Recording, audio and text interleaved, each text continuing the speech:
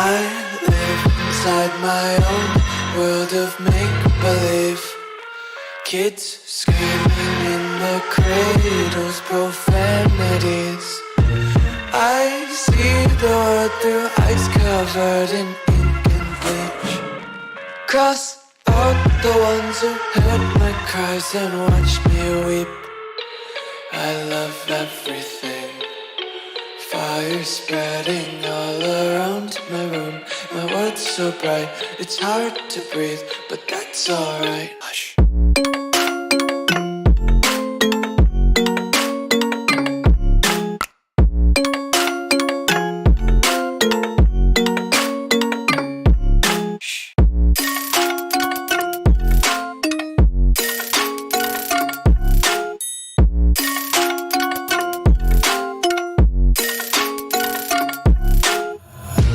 Take my eyes open to force reality. Why can't you just let me eat my weight in glee? I live inside my own world of make-believe. Kids screaming in the cradles, profanities. Some days I feel skinnier than all the other days. Sometimes I can't tell if my body belongs to me. I love everything.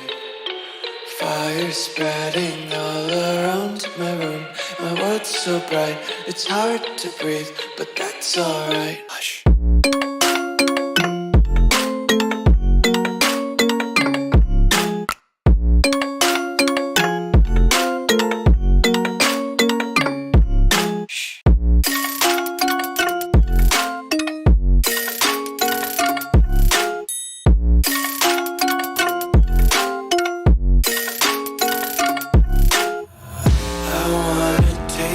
Content, hold your breath and feel the tension. Devils hide behind redemption. Honesty is a one-way gate to hell.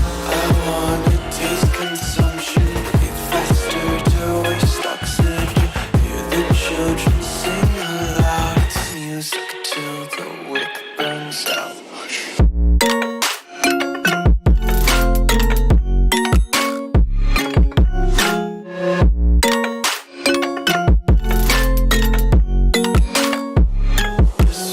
Be carefree lately, yeah.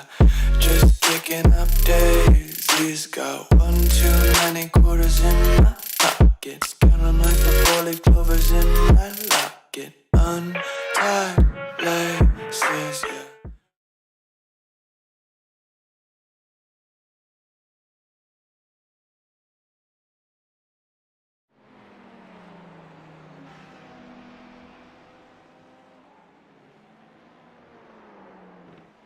Good afternoon, evening, morning, wherever it is in the world that you are, and welcome in to the Anti-Stall Racing League, round number 6 here at the Red Bull Ring for our IMSA series. I am Ava, joined by the ever lovely Biggles and Wes in the booth with me today. Boys, how we doing? Hello, hello. I'm very well. You? Yeah, I'm not too bad. Biggles, nice seeing you again in the booth after last week. Well, I'm doing good, mate. I'm just sitting here singing to the sound of music, of course, because we're here in Austria, in Spielberg. Yeah, that's what the Formula One teams do. I'm not quite sure if they do it in the IMSA series, but the Anti-Stall Racing. But they tweet regularly the teams something reference to the movie, of course, to the sound of music somewhere along the line. So it was recorded here, right, in Spielberg? Yes, it was. Just in the mountains, not too far away, I think, from where it is. That's why the reference consistently comes. But you know what comes also from this neck of the woods, my friend? Arnold Schwarzenegger, Toto Wolff, Beethoven. We can go through a lot of history giants. And who's going to be the giant today, do you think, to take the top step of each of the classes? That'll be the question. I feel as though we always have to talk about the Leo Racing team, right? I think any time we talk about the IMSA series and, you know, how people have done throughout the series, it's always been the Leo Racing guys who have been up there near the top in both GT3 and Hypercar. LMP2, a little bit more open this season than what it was last season, I think due to the fact that the Leo guys obviously upgraded a car class and the GT3 guys are still, doing their thing. But yeah, definitely the Leo Racing guys in GT3 and Hypercar are the ones to watch as per usual. In terms of LMP2, I've actually been seeing a massive improvement from a couple of drivers. Most notably, I've actually been noticing that I think it's Aiden Young has been doing actually quite well last season. Obviously, the other thing to consider is there are some drivers who aren't here that would normally be. James Ebram, a notable name, not here this week, so maybe LMP2 gets opened up even more than that. James, we know he's quite quick as a driver. But interested to hear your two thoughts and whether or not you agree, disagree. Wes? Well, when it comes to the LMP2, that is the most open class. That's had, I think, the most different winners so far this season. So looking at it today, anybody could win in the LMP2 class, and there's no doubt about it, especially with this short nature of the circuit, not that many corners, so it ultimately brings the pack even closer. But yeah, when it comes to the other classes, it's the Leo guys, and it's a question of which one. But of course, in the GT3s, they haven't had it all their own way. Hakon has been giving them a good old push. Same with Stefan, he's been giving them quite a bit of a push recently too. But yeah, that one it's normally between Ponto and a few others, but it's still very close racing, the GT3s. The hypercars are mostly Leo, you'd say, but drivers like Sophia and Tom Dadswell has been giving them a good run for their money as well. Yeah. Did I see that car just ahead of... Right, is there a Golf liveried Lamborghini, or is it just not loaded? Yes, Yeah. there is a Golf just down the road. Okay. I think Harkin's going to be... Harkin's obviously coming off some pretty good performances, and so let's have a look at the Norwegian driver. Can take the top of the timesheets at the moment. I think he will. Well, right there, he just replaced it. So that's a 130 flat at the moment. It's the time to beat. And I think it's also something for you guys, like as we get closer to the hypercars, we want to see what you guys can give us for, or guesstimation of the LMP2 and the hypercar times out there. It's kind of a competition thing we're having regular here now, isn't it? Who gets the closest wins the non-existent award, maybe a bit of road energy if we can send it the other way, but... I'll settle with just a medal, the cheap like £1 like toy trophies that you can get in like some of the participation medals. Yeah. I've done a participation ribbon that you usually get at school when they can't afford to give everybody out the medals. Anyway, that's one for you guys out there to predict if you like. Once again, it's a cool little thing going on. You can't predict the GT3 times because we've already got them set at the moment. Yeah. I was going to say, LMP2 and Hypercar, I mean, based on, if you were to try and, take it into account of how it's been throughout the season so far and, the different times that we've had this season so far, we typically see around about like a 8-second to 10-second gap between the GT3s and the LMP2s usually. However, around a circuit like the Red Bull Ring, potentially the extra speed that the LMPs have in the corners isn't going to matter as much, There's quite a lot of long straights, which will mean that the LMP2s and the hypercars are probably going to be closer than we would normally expect. So, LMP2, I'm going to say, top times in qualifying 124s, maybe 123s, maybe, and then hypercar, I'm going 118s to 117s. That's the range I'm fitting there. I think there's some changes to some liveries here, and some of them look really nice. Jose's one here, that's definitely, I think, new. That looks lovely in the Audi. I feel like we've got a few more. There's no Beamers, is there today? There's a few more cars than last week in the GT3s and most, but there's no Beamers still. It's mostly Audis and Lambos and a couple Ferraris, I think. That is a nice... I don't like the colour red, but I like that livery. What are we saying about qualifying lap times for P2 and Hypercar? What have they been during the season so far? LMP2 is definitely at least 6 seconds quicker than GT3s, aren't they? And then the Hypercars... they've got loads of corners, so surely the Hypercars aren't that much quicker than them, because isn't it just their acceleration that's realistically the... I think a bit of the top end. Is it a bit of the top end too? Yeah. but not a massive amount, I don't think. The only place you'll really notice it around here is going to be after T1, all the way up until the entry of turn 3. And that's about it. So they could be. Oh well, what does everyone do? So what are we saying there? Like 19s? Oh, I'll go 19s. Let's see. I want us to see the LMP2s first, but I'm gonna off my head go mid 19s, and then we'll see with the.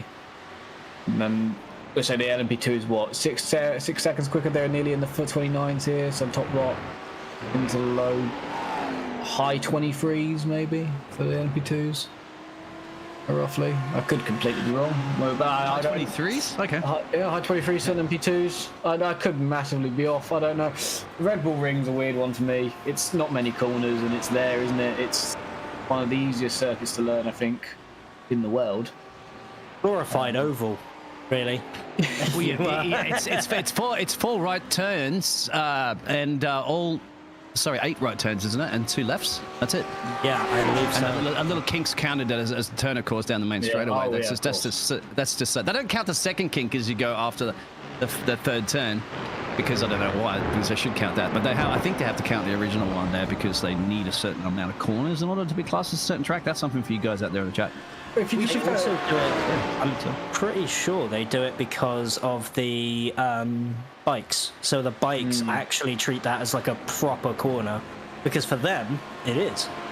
You know, the super bikes who go there, they don't like in a car. You're taking it flat out. You don't really think about it. You do a little turn of the steering wheel, and that's about it, right?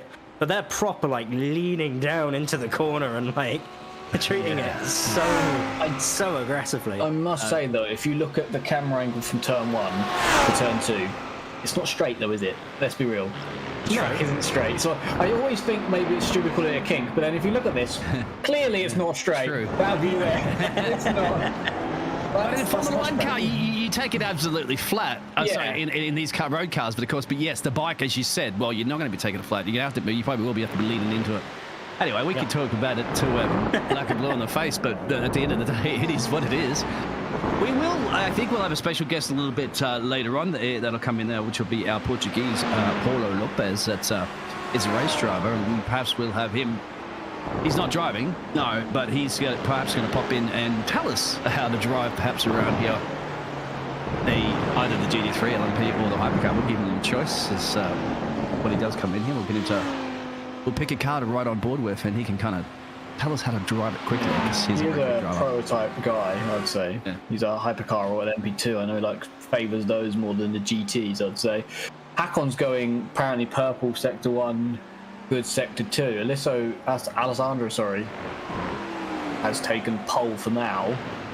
But how long they got left? 6 minutes to go in GT3, so it could all change. Yeah. And it's always close in GT3 as well, isn't it? It's not like you could look at a certain driver and be like, oh, they're miles off the pace. Yeah, true. You're seeing a 3/10 gap between Alessandro and Hakon, but in the grand scheme of things, that 3/10 could have been just slipstream. You know, it could have been just that trivial.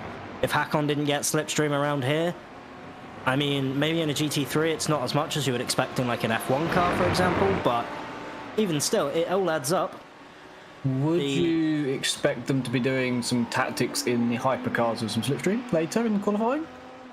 I don't know about that one, purely because the hypercar drivers like clean air, and they also don't like to really follow them, because they all think they are the best. Now, obviously, you know, when you're racing at the top category, you've got to think that, right? You've got to be out there between being the absolute best and knowing you're the best, right? You've got to believe it to make it happen. It is a mental game. Very mental game. If you don't believe in the confidence, it's mental. It really is. The amount of speed you'll get from just confidence alone is crazy. Everyone always says track time, but as soon as you feel confident in the car and confident with your own ability, the track time and the speed and everything just flows. It's crazy how much you've got to go over a mental hurdle of convincing yourself that you are quicker than the rest of the field. And not only that, but the car is quicker too. Yeah. Like the car can do it. It's whether or not you believe. Well, we're doing Tokyo Drift there. Simone in the Microprose car there. It's Stefan, right? I think we agreed that one because the Swiss driver that just slotted in between the two Spaniards. Did we say? Yeah. Stefan, yes, that's right. Because I called him Stephanie before, so I messed it all up. I'm just double confirming that again so we get it right before the race. It's fine. At some point, we're going to trip over names. I'm going to call Alessio Bernardi instead of Bernardini, and you know, it's all gonna kick off.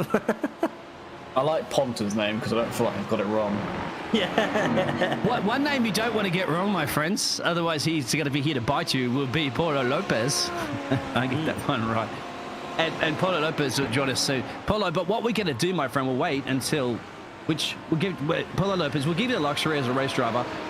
Which would you like to ride on board with when they start? Do you prefer the LMP2s or the hypercar? And welcome, by the way. Hello. Hi. Probably BMW, since it's the car I actually drive the most now. I don't even touch much of the LMP2s unless it's the fixed series. So, all right. So when we get to the hypercar time, we'll get you we'll go on board and you can give us a lap guide. And real quick, while you're there, what are you expecting for the hypercar times?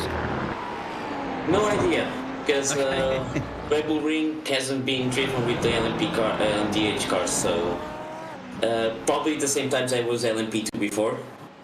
Since it's a really long straight course, and this car, the BMW LMDH is much better at like fast corners than it is on straights. All right, excellent. Well, we'll definitely get back to obviously hang around there for a minute. This is the talk show of the qualifying session. The qualifying session will be wrapped up in a minute there for the GT3s. Hope everybody in the chat is quiet, mate. I haven't seen a single person in the chat post any of their estimated times that are coming up for the next two class series. Slacking. They are really slacking. They're slacking. I think they're talking about Yu-Gi-Oh in the. I think what it is the Wes and guys, they're probably just amazed by the new graphics from our fantastic producer Gerald has upgraded his computer. Yeah, he's now got a hypercomputer. You know, it is one of those things that once you see it and you see iRacing look so gorgeous and you wonder, how did they do it? You know, it's the broadcasting mysteries that we love to solve here. It generally looks better on the stream than it does on my own PC in front of my eyes. So I think that just says everything. I've just clicked to have a look. I'm like, that car looks nice. Hey, I look at my screen thinking, well, you can do it on a computer. Of course, we just do want to reiterate that iRacing, unfortunately, is not available on your Nintendo Switches yet. But I'm sure there's probably a hack out there. There's something. Yeah, to be fair, that probably will be. You get a nice 1 frame per second, but it'll do something. All right, so it doesn't. I mean, unless anybody can really put a banker in at the moment. Where has Alessandro, isn't it? Yeah, I don't think Hakon's going to go any quicker either. So I think he's in P2, close, even though it's not showing at the moment. So I was just worrying, where's Hakon gone? But he's just there because we're look at 13 cars that we have at the moment for our GT3s. Oh, I've just realised Alessandro is going quicker. Yeah, he's already got the quickest time. I think he wants to take that 2 tenths just in case, as Hakon does. Well, 3 tenths actually, as you can see. Where's the limit there then? Because they're all 4 wheels off in the last 2 turns. Where is the actual limit, I wonder? I wonder whether or not the stewards are going to potentially look at that. Because he's improved as well, so interesting. So the limits clearly are all 4 wheels are fine. He improved 1/10. We should get a message from race control in a minute because we're going to do a test of race control. So race control can confirm whether or not that has pushed the limits or not. There you go, as a race control message. I actually know this as a driver here. I know that you can put the 2 wheels on the curbs on the left side and it's fine. As long as you don't go 4 wheels off the curbs, it's not an off track. Okay. And the curbs, we're meaning curbs wise, it has to be on the red and white. Red and white piano, yes. Not counting the green afterwards, the red and white. No, this track actually has the new-ish off track that Mercedes helped to iRacing put. Otherwise, yeah, it would be an off track almost everywhere on this track. This track is really unforgiving with the off tracks, unfortunately, even with these red and white curb swings. Well, there you have it. so- You would know best, I'd say, my friend. But Yeah. pushing track limits to the, you have to push track limits. It's the same in the Formula One game back in the day. Back in the day, that is, because it's not good anymore. But Just- yeah, it used to get penalties tooth and nail for running on that's track, off. just like that. Yeah. Just to note that Ponta managed to end up getting P2 on their final run, so it is a 1-2 for the Leos. Look at Robin, but has Robin got time? Purple sector 1. I mean, Dylan's last lap was invalidated, so unless that was his out lap, though, in fairness, so we wouldn't get an actual time. But Robin Dumal currently the fastest through sector 1, although that has just changed. I wonder whether or not that's because Dylan has indeed taken it. We'll have to wait and see as they come through. In the chat, James Ibram is actually he's missed the round, of course, but he's actually ironically in Austria right now. Hey, He's actually gone to the circuit rather than. Yeah. give us a Is he wave out there driving- if you can. Just let us know what sector you're steady. Are you underneath the big gigantic Red Bull? It weighs about 60 tons or something like that. I think it is. See if you can push it over. Anyway, give us a he, wave. Or launch a flare. That's what the Dutch do. They love a good flare for the Dutch. too. You know, it's Especially always around funny. that Red Bull corner. Yeah, it's always funny when you see it in the crowds of the F1's you know, broadcasts or other forms of motorsport where they use flares almost exclusively to show off support. Obviously, if you did that in a sim, you may find the drivers might not be able to see. So I mean, apparently they're not supposed to launch those flares. They're not supposed to launch the flares on the formation lap or something like that. They're allowed to launch them at the end, and they're allowed to launch them a little bit earlier before the drivers on the grid or something like that. But they're not supposed to be. But sometimes in the past they have launched them on the formation lap, and then the security jump in there and grab them and chuck them in a bucket of water. But I don't know if I want to be mingling with the Dutch army and that when they still at those stadium areas, man. They caused a bit of mischief in the past in Formula One. They have actually. So start behaving yourself, Dutchies. You know where you live. They do love showing support, and they have plenty of drivers to choose from in LMP2. So I believe there's 3 Dutch drivers in LMP2. Potentially, And one of the bosses. Well, no, he's in the hypercar. Yeah. Oh no, Test sorry, message 4. is working out there. Thank you very much for that. There are 4 Dutch drivers in LMP2, so plenty of choice to support the Dutchies. You obviously have our guy who's leading at the moment in LMP2, Dylan van der Lands, who we know is up there in terms of LMP2 times. He's always been pretty quick. Had some pretty good results this season. I don't think anyone can disagree that he's been off the pace. I was wrong with my lap time. Yes. Wow. Wow. You said 23s, right? We're in Yeah, I 21 said territory already. 23s, and I said 19 hypercar, so I'm wrong. by a Aiden lot. Young's on the fly. He's about to say, "You want a 20? Let me give you a 20." If I said 19 for LMP2, maybe I might change my. I wonder if that will work. We'll end up here Just now. a last minute change from LMP2 times. Yeah, I completely changed them all. I was nowhere near with any of them. Hey, it's That's fine. crazy. Sometimes you hit, sometimes you miss. Aiden Young So looks like he is currently means hitting, though. That Ava, mate, you might be close to say the 17s. You said 17s to 18s for the hypercar. We'll see. Yeah, I think the hypercars are going to be not as fast as we normally expect them to be. But to say that the LMP2s were 8 seconds quicker than a GT car, I think tracks based on every circuit that we've been to. There's Aiden. Bang. 21.3. Aiden just crossed the because I was wondering if he was going to go off track in that final corner, but that's a pretty good time to beat so far. Robin but- Dumal is answering back. Sector 1, currently purple.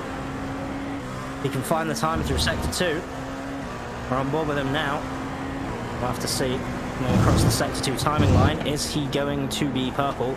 I believe it's partway through this corner. Oh, now. Yeah, there it is. Yeah, he is green, so he's up, but not purple.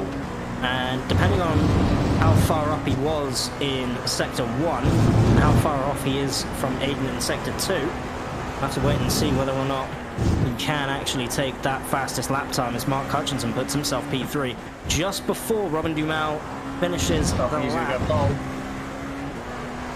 That was pretty tidy in that final sector, but not quite tidy enough. Yeah. Maybe even invalid, it seems. Maybe. Yeah, because what's his best? Wait, it didn't come up, so yeah, I think he invalid in the last part there. That's okay. That's what. Oh, big off. Who was that? Was that Matteo? Check out the replay. That's just too far out onto the paint. Yeah. Donk. Can't really hit those sausage curbs. Anybody who's raced at Hockenheim would know a thing or two about that. Hockenheim having by far the largest sausage curbs I think I've ever seen at a race circuit in T1. Can't cut the inside. Who's looking forward to the real life Bathurst IMSA series this weekend? The 12-hour. That's the GT3s only, of course. The GT3 only. That's right. Yeah. It's you know, there's an interesting discussion to have about that because one of the drivers, and you'll have to forgive me because I cannot remember the name, but maybe someone in chat will. One of the drivers who won at Daytona last week is going to Bathurst to potentially get 3 back-to-back wins. Oh, wow. So he's just won at Daytona, and he potentially might win another 12-hour race immediately after, going from pretty much one side of the world to the other. It's a difficult race to start because last year it's because you're in the mountains, you get low fog. And they had fog at the start, so they had to do a safety car start. And of course, it's about 5 o'clock in the morning, so you get about an hour or two of nighttime driving to start the race, which is usually unusual for 12-hour or 24-hour endurances. But obviously, it's better for the audiences around the world too, for their time zone. So that's an interesting thing to start in the dark, of course, and maybe the fog. Sebastian. A couple of kangaroos maybe around too. Sebastian, yeah, into the fence. Some racing here. There's Andy, Catman, and Matteo. No, it's not Matteo. Number 5 is Robin, isn't it? So. Do you think he's looking for a draft Avo or something? What do you reckon there? They're trying to break the draft. Look, weaving. Or maybe one of them is just trying to let the other one know, I'm not going to try and overtake you. And actually, I do want the draft. And I think that kind of got ruined very quickly when Andy locked up his brakes going into the downhill section. Easy to do, of course. Braking downhill, not as easy as braking uphill. You sort of have to brake a little bit earlier than you normally would, and sometimes it can catch you off guard by a bit too much braking force, and all of a sudden the car's just going straight.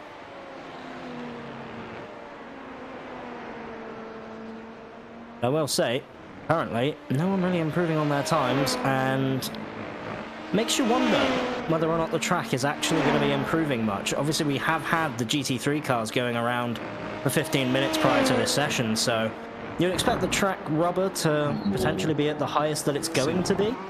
Dylan's power sliding into that corner, drifting. If we can get our producer and give us track temperature, so we can keep an eye on that while we still have about 20 minutes remaining of qualifying overall. You can see whether our track temperature is going to slowly increase and therefore lose a bit of track time. I imagine. The thing to note, Ava, is the fact that you said that Aiden Young's been improving over the season. Currently sitting pole, and it's not by any sort of fluke either. It's by pure pace. So a continued improvement here from Aiden Young could with 5 to go grab his first pole.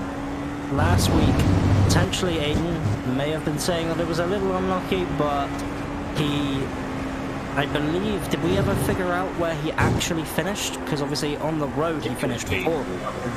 Penalties, he might have finished third. Dylan! Trying to push for absolutely everything he had there, and yeah, just pushing a little bit too hard. But 47 degrees track temp, that is hot. That is very hot. Yeah, well, we crack a couple of eggs on the track surface and cook up some brekkie. Does anyone have any bacon as well? Get yourself some Get yourself some bread as well. You can fry that. Well, yeah. Let's check out because Jabin Racing out there. Well, he's in Australia. He could tell us how hot it is there at the moment. Yeah. And it's, you know, it always makes me laugh when we get to hear from some of the drivers and some of the other people who obviously comment. Thank you all very much for doing so, for joining us on board with our IMSA series. And, you know, it's always nice to hear from the drivers who potentially may have missed the round for, in James's case, actually being at the venue. I don't know, obviously, why he's over there. Maybe just a nice holiday, you know, spending time with whoever it is, family, friends, whatever. Spielberg. I mean, Arnold Schwarzenegger hanging out with something. Yeah. As fumble fellow out there, so he couldn't find a 60 Acura driver in the Bathurst entry list, but there's a few names for that race last week at Daytona. Yeah, I believe it was a driver who won in GTD in Daytona is also driving a GT3 in Bathurst. Again, could be wrong over that one, as Aiden Young stepping out in a very similar way to what Dylan was doing on the exit of these corners. So maybe the track temp is starting to get like so hot that these tires are kind of just melting after a couple of laps.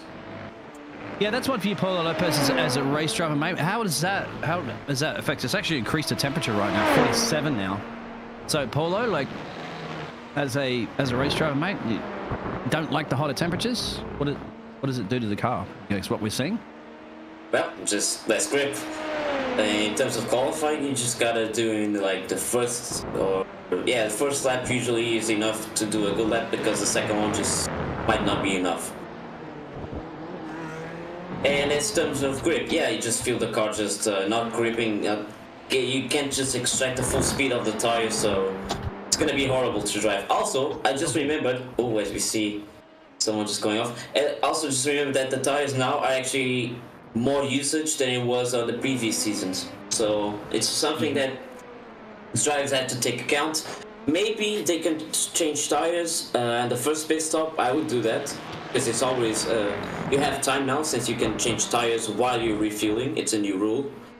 And then just on the second stint, you just have less fuel to put on the car, so you just don't change tires. Just go on with the second stint of tires that you had before. So, interestingly then, you think it's going to be a two-stop for this race? Probably guaranteed, right? You Definitely. Every race has been. We have seen some people try the one-stop. In LMP2 at least. Sometimes it works, sometimes it doesn't. I think James and... who was it last week that won out in LMP2? Who I'm pretty sure did manage to make the one-stop work, but it was incredibly close. And they were saying how pretty much they had to sit behind James the entire time, and all they were doing was just saving fuel. They couldn't push at all. They just had to save fuel from like the moment the race started until race end to make it, and it was just about made, I'm pretty sure, as the one-stop last week. I may be remembering that wrong, but I'm pretty sure we were discussing the one-stop strategy and how somebody just about made it work. And of course, James at that point was kind of forced into it to keep up, and unfortunately, due to the amount he'd been pushing, wasn't able to make it. Yeah, that's right. That's exactly right. That was last week. I do recall that now. Yeah, exactly. If the lifting coasting big time towards the end, running out of gas. Apparently, It's a gamble. Dylan. Yeah, Dylan last week tried that. Potentially, he's starting behind Aiden Young. Does he do it again? If he can. Well, it's the hypercar time. So, we'll to see what the times around here, see who's out there. Nobody else has posted any times out there, so the only time set looks like the winner. You will be the sole winner at the moment there, Ava. Well, Wes, you didn't give me your time. You got to do it right now, Wes. Your prediction, as well as yours, Paulo. I'm saying 116, 117. 116, 117, Paulo. Okay, Wes. Wes is muted at the moment. I'm sure. Yeah. Oh, he's getting. All right, cool. So, Wes, what about our producer, Gerald? What are you guessing? Honestly, I've just been pushing buttons and not paying attention to too many times. But I don't know if you guys noticed then the really cheeky little overtake that Sophia did on Alessio. Yeah. It's like turn 3. That was cheeky, but that was quite amusing. Yeah. Indeed, Fumble Fellow did indeed just mention that as... Should we try and go on board with Sophia? Yeah, Seeing as let's she go looks on board with incredibly Sophia, racing. exactly. All right, we'll go on board, and Paul Lopez, give us a hot lap around the Red Bull Ring. First corner then, brake hard, but not too hard because you want to put some wheels on the left side of the curbs. I don't think they did that. As you go straight, using all the hybrid power here, into a hard braking zone. I think this car has to be in second gear. Brake on the 100 meter board. As we see someone just losing control in front, but it doesn't lock Sophia, so she can keep going. Another boost area here, really strong power on the exits of this car. As you use the most of the left side, just put 2 wheels on it, and then it's a medium corner, you gotta keep it halfway through the throttle, and then push hard, give a good exit. As you go to another left corner here, now this one is kind of complicated because the car may slide on the first laps. As we see, using most of the exit on the right, be careful with the off track. Push it on the left side, go to the right full throttle. Try not to get an off track over there as well, but you still need to push all of the curves there. As you go over to a fast right, probably 6th or 5th gear. Oh, that's an off track already, I can tell. And then on this one as well, it's probably, this lap will not count. You cannot put 4 wheels off the curves. But overall, it looked as though the lap was maybe not as good as she would have wanted on Sophia's first lap. But the other thing as well I wanted to discuss with you, Paolo, because this is something that we've been theorizing in the commentary booth, is in terms of the hypercar, we're aware obviously the tyres on the first lap, especially on the out lap, aren't necessarily going to heat up very quickly. Now, I'm not sure how much it matters with sitting in the pit lane for half an hour before you get out versus, maybe just being able to get out straight away. But does that actually change your strategy for how you approach qualifying? Like, are you, on your first lap, are you really giving it absolutely everything, or are you just trying to set a banker time in, and then because you know that you're going to be gaining slightly more time on the next lap, are you maybe even trying to save a little bit of hybrid on that first lap? Like, what goes into it? What goes into the qualifying as a hypercar driver? As a hypercar driver, there are 2 important factors that you need to know. Is if the battery is enough for the 2 laps, and, if there's a lot of usage on the tires. There are tracks that you can just do it on the first lap and don't matter to do the second one, but there are other tracks that you should do it on the second lap, the first one doesn't matter. But you should always just push it even on the out lap just to heat up the tires the most. Shouldn't really be soft on the tires because that's what the out lap is for. Just push it, heat up the tires quickly just to get in enough for the first lap or even second lap.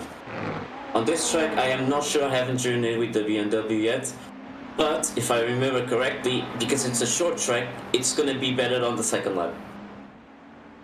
Okay.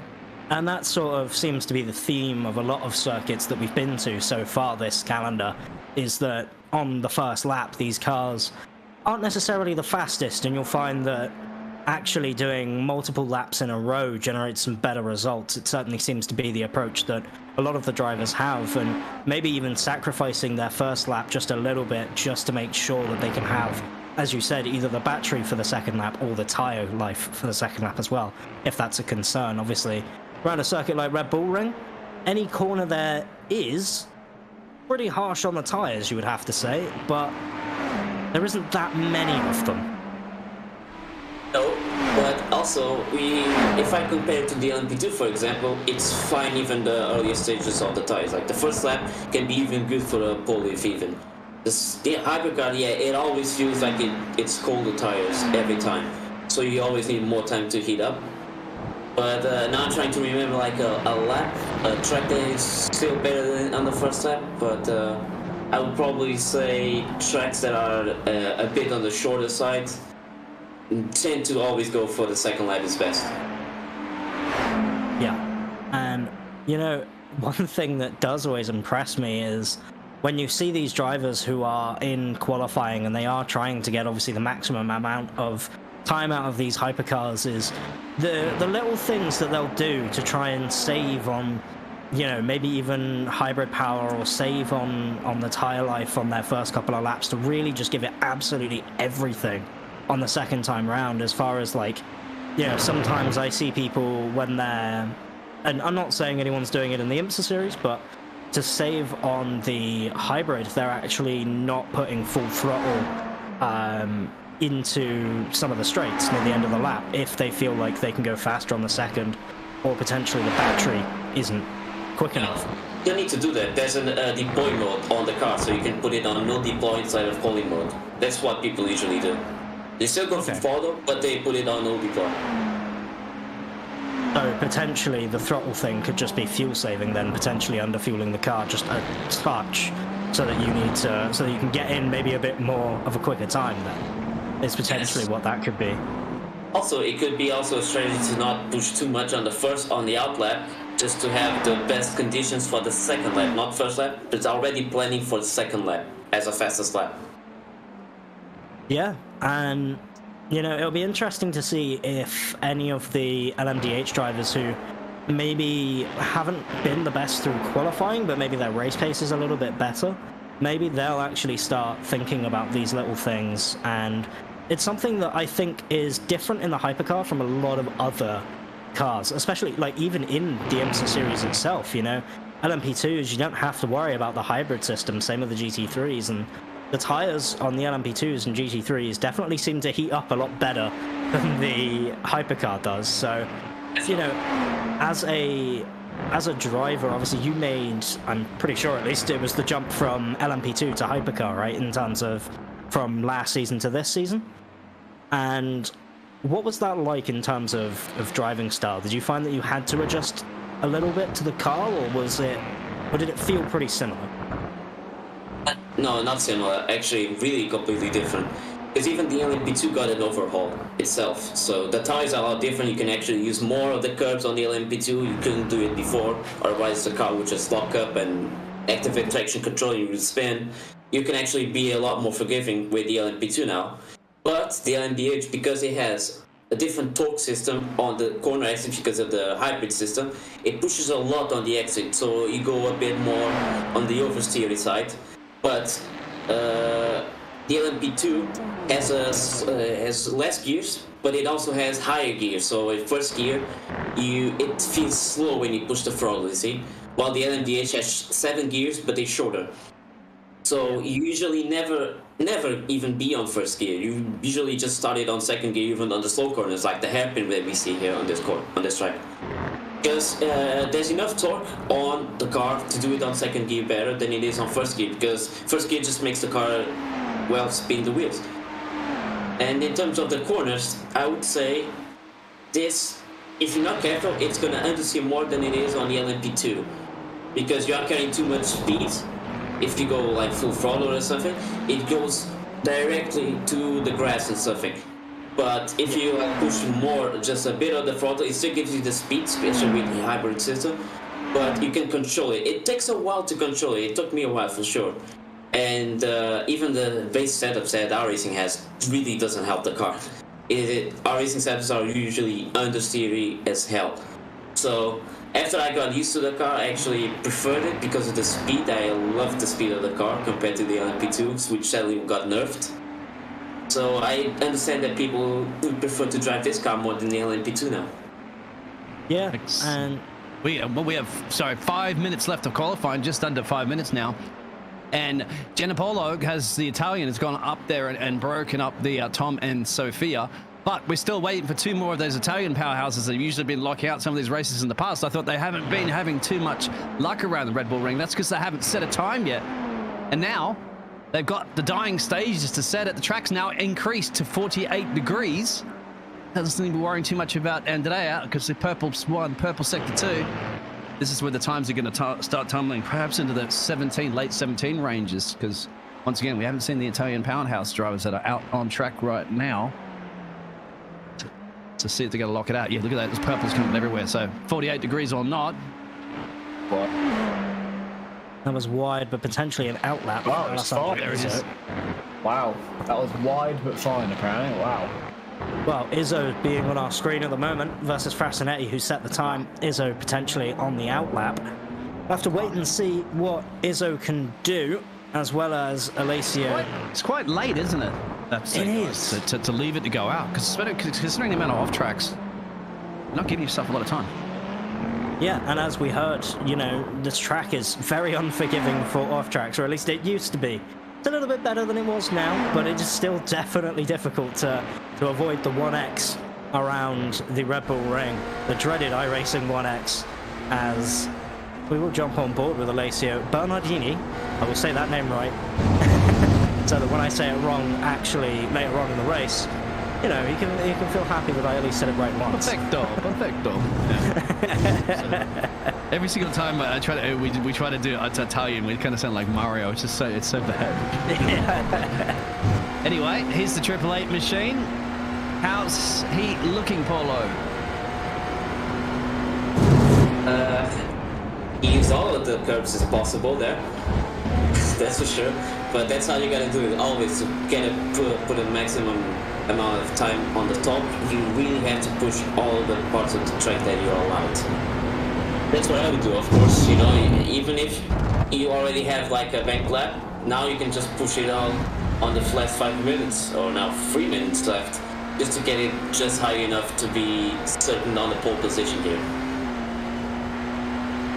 Who can crack the 117s? Ooh, big lockup. That's not going to be able to do it that way for sure. Pull off and poke it back in and come back out again. You get time. 2 minutes to change. Not really enough of an outlap.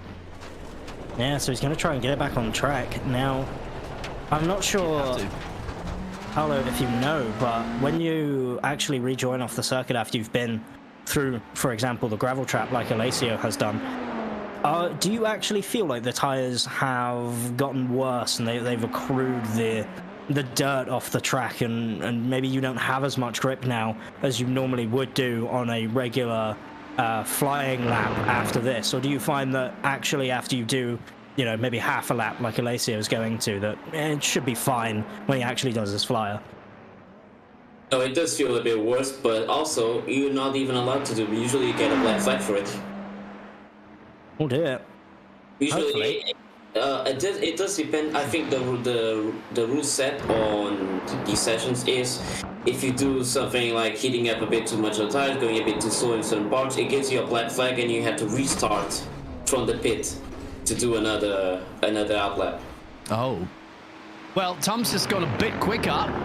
Gianpaolo's got a purple sector there, so this is it. Time to get it done. Welcome back, Wes. I think you're snacking on dinner. You're going to be ready to snack on some racing coming up soon, my friend. Pie and some new Can Tom hold on to his pole position, which is an 18.6, which means that Ava will get the award for the closest time? Or can it be dethroned by one of the Italian powerhouses or somebody else, perhaps maybe Sophia Bryan or Daniel can do it for the UK team? We'll see. I'm going to be honest, I can't even remember the times I said half the time. I'm just too involved. 17 to 18, yeah, so. Yeah, okay. I thought they were right at this point. We're down on the 18 I think zeros. I think Wes said 16 to 17. Oh, no, I said 19, so I'm off. Oh, 19. Yeah. 116 to 117. I actually figured that on this track, the times would be a lot different, but I also know that the LMP2s and LMDH aren't very different in terms of lap times. It's just a hybrid system that helps this car a lot. You can especially see it on tracks like Long Beach, which we haven't raced, but I have raced there. Even a good LMP2 driver can pass the LMDHs. Yeah, and it's a short track, as you can see, so none of those massive long straightaways to really use the, as I said, the wind-up of the turbo powerhouse or whatever, electric. Yeah, it's a hybrid system is what I'm looking for, but that looks like it's set for qualifying. Not seeing anybody else improving. Track temperature's 48, as said, it's increased a couple of degrees, but... Watch out on Gianpaolo, though. Maybe, yeah. Did improve in the middle sector, but... Andrea also...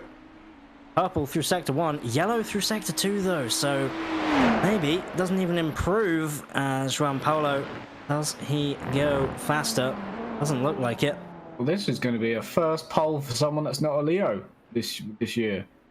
In In hypercar or in general? In hypercar. Well, yeah, bit of both. I was going to say.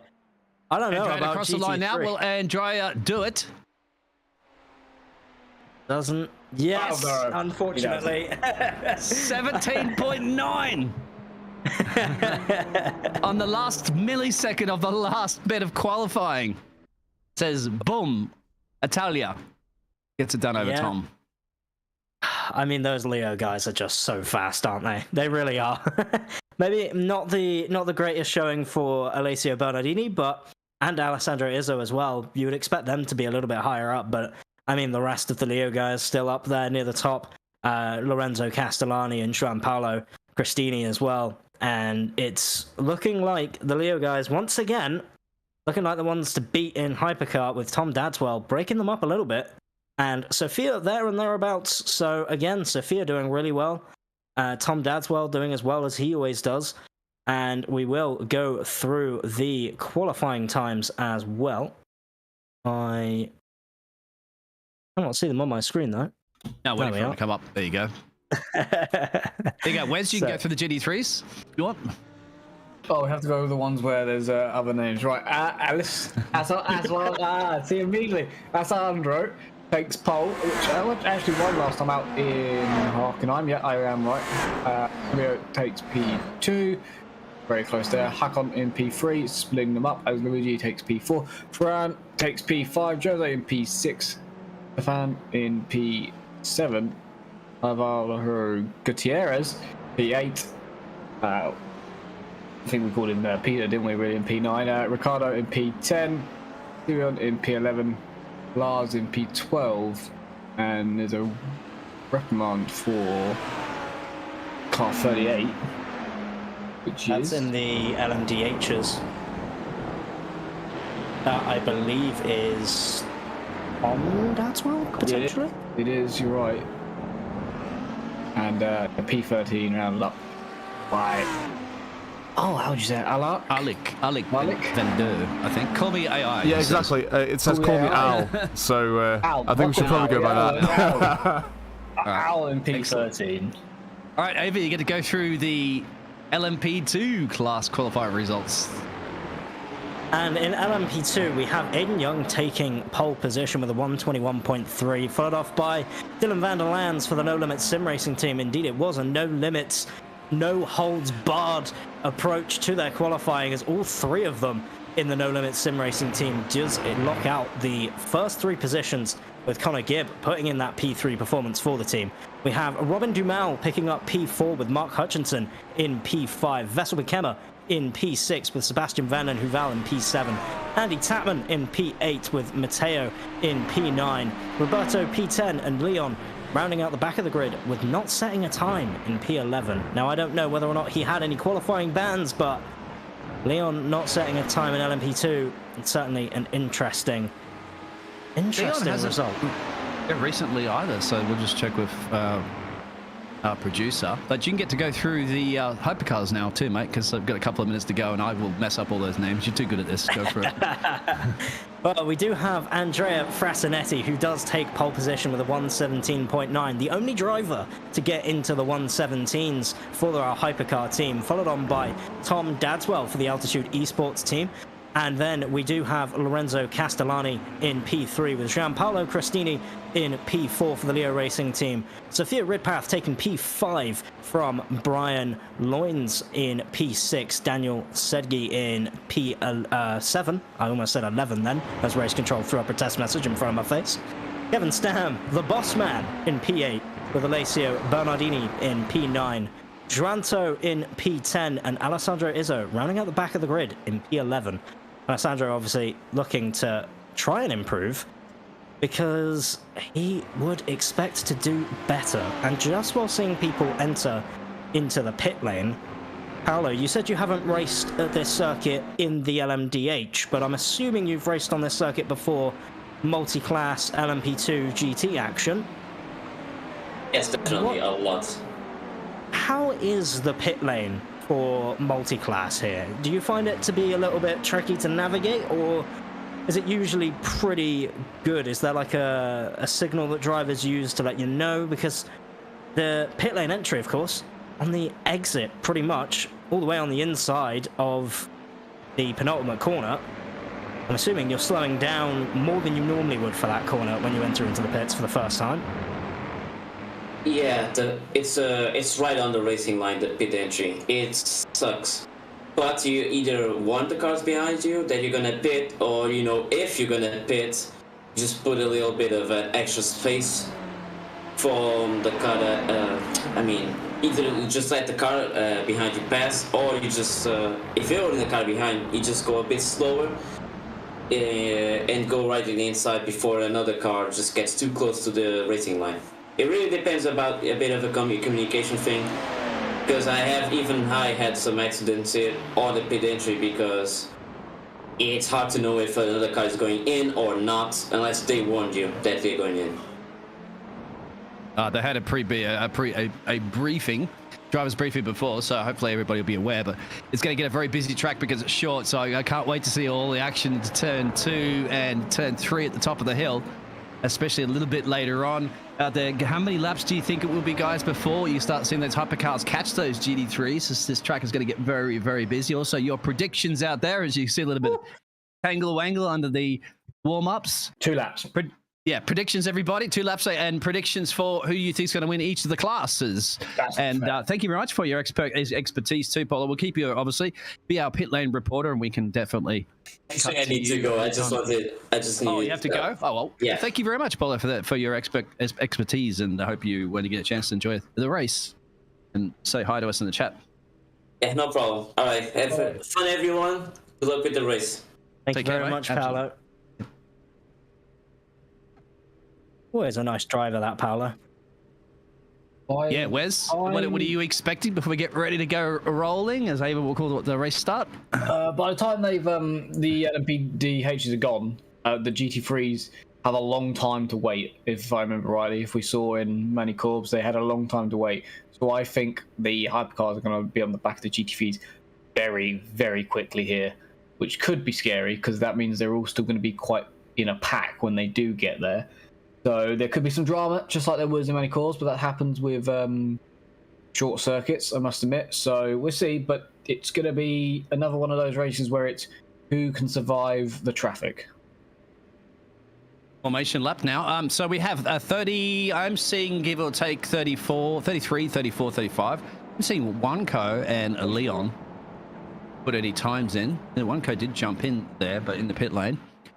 And I've said a qualifying time. Leon hasn't done anything at the moment, but yes, get ready, boys and girls, ladies and gentlemen. 0s and 1s, bots and non-bots. We have the bots out there regularly spamming us to show how excited we are, but we delete them. Make sure you stack up on your Rogue Energy, of course, and get your M Garage setups and your digital motorsports, because they're one of our fantastic sponsors here at the Store Racing. This is race 6, and it's the Red Bull Ring. Of course, we are looking for Andrea Frasinetti. We're going to see where they're going, and already really early. I mean, I'm wondering whether or not that's going to be looked at being too early, as the Leo Racing guys already swarming all over Tom Dadswell, as so does Sophia, trying to get between them all, and there is going 3 wide down the straight in Hypercar. We have to try and follow that, as indeed Aiden Young leads the way, already gone. And you're looking at the No Limit Sim Racing team to try and push their way through. Aiden Young already pretty far out in front. Everyone else in LMP2 a little bit, I would have to say, kind of relaxed, it seemed, in comparison to the Hypercar start, as the GT3s scream their way into turn 1. And once again, you're looking at the Audis to try and maybe make a way through, as the Fezzers seem to have the advantage around this circuit, at least for now. The Audis and the Lamborghinis, pretty much the same type of car. So we're going to have to see who comes out on top. I believe the only thing really different between the two of them is that wheelbase difference.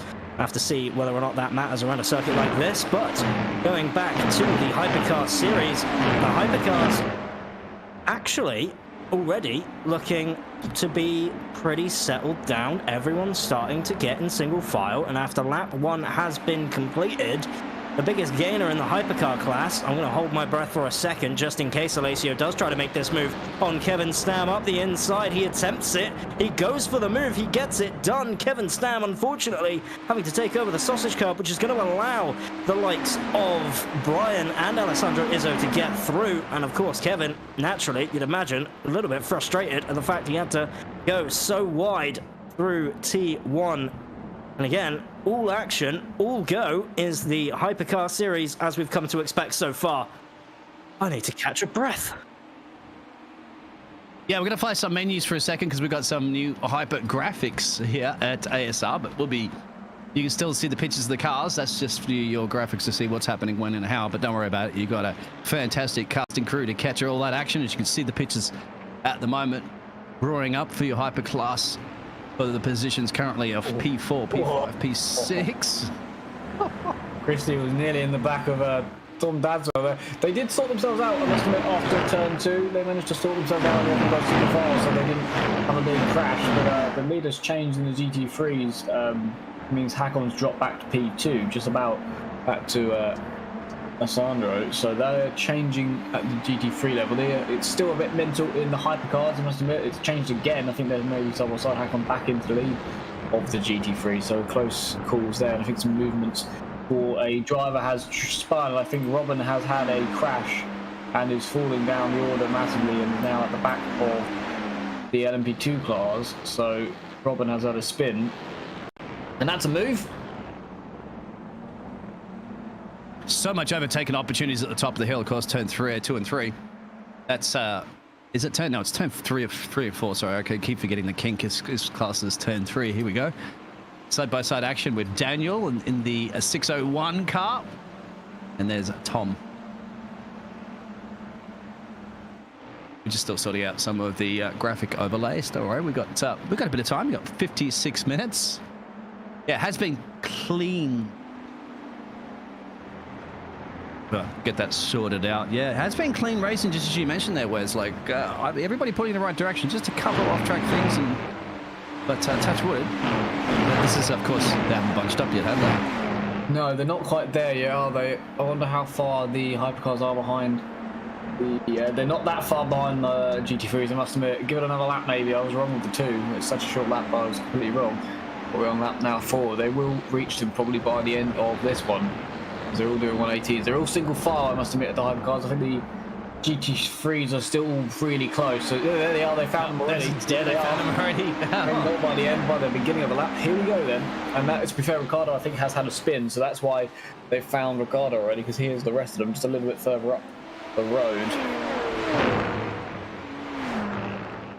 And you know, a hypercar there behind the LMP2s, but that's because that hypercar started in the pit lane.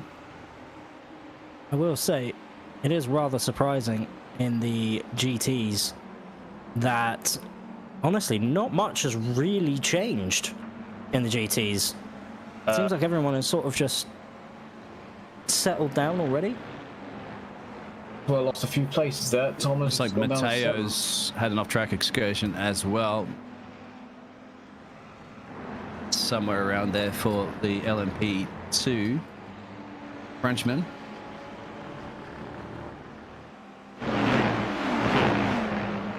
As we're still sorting out some of the graphics for everybody, don't you worry about that. We'll get that sorted for you. As you guys said, yeah, so about line astern with the hypercar, you can see the intervals up there. So you got the top 2 battling it out there. You got a bit of a gap back to Sophia, and then Sophia's got a bit of a train behind her of Giampolo and Daniel.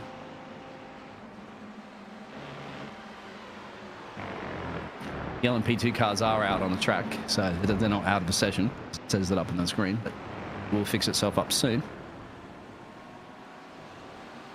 And the chat's quiet again. I think they're just amazed by the fantastic graphics that we're bringing here.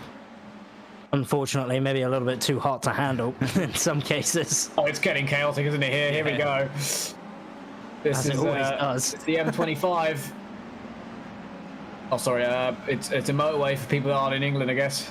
A busy one. Everybody knows the M25 or the M4 or any of those start with an M. Oh god, this car's going up the inside of others, but they're not expecting it.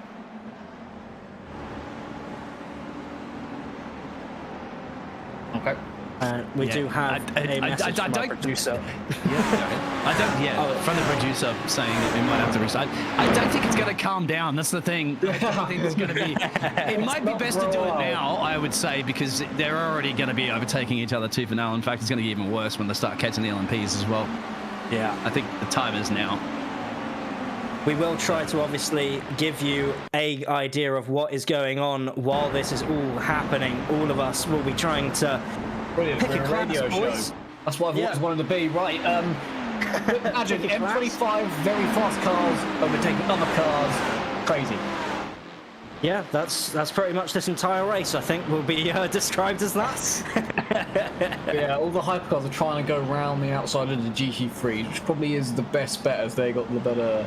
They've got to the GT3 leaders as well, so hypercars are already on their way through lapping the highest places of the GT3s, and the GT3 battle between Alessandro and Hakon Grebstad has actually, between the two Ferraris, not really been impacted by the fact the hypercars are basically getting in the way every other corner, it feels like. They are, aren't they? As they're diving and they haven't caught, and they're going to catch the LMPs in a matter of time as well. So you're going to have everybody. Of course, the track's just going to be stacked full of cars. There's 35 cars, I think, or 34 cars on track at the moment in a tight circuit. I mean, we need to go to Monte Carlo soon, guys. I want to see if the multi-classes can handle that around there. But it's just it's like a go-kart track packed with everybody on a weekend of racing. This is going to be very, very interesting. It's going to be a challenge, isn't it? Man and woman versus machine versus all the other cars around you. So I've got a feel for the GT3s for sure, because you've got to be looking forwards and backwards the whole time. A little bit with black pictures for a little bit, but it should still be the audio. So once again, we can continue to do our radio show, guys. Yeah. We can tell everybody at the moment the lights have been turned out on the circuit, so we're in pitch black, but you can occasionally see the headlights. Radio ASR coming to you live from 107.3 FM. Let's see if I can have a look at what's happening. Aiden Young, by the way, is still leading the LMP2 class, by the way. He has got a nice gap back, so he's doing it on pure pace. I want to clarify that the two cars behind him are his teammates, so that's always helpful.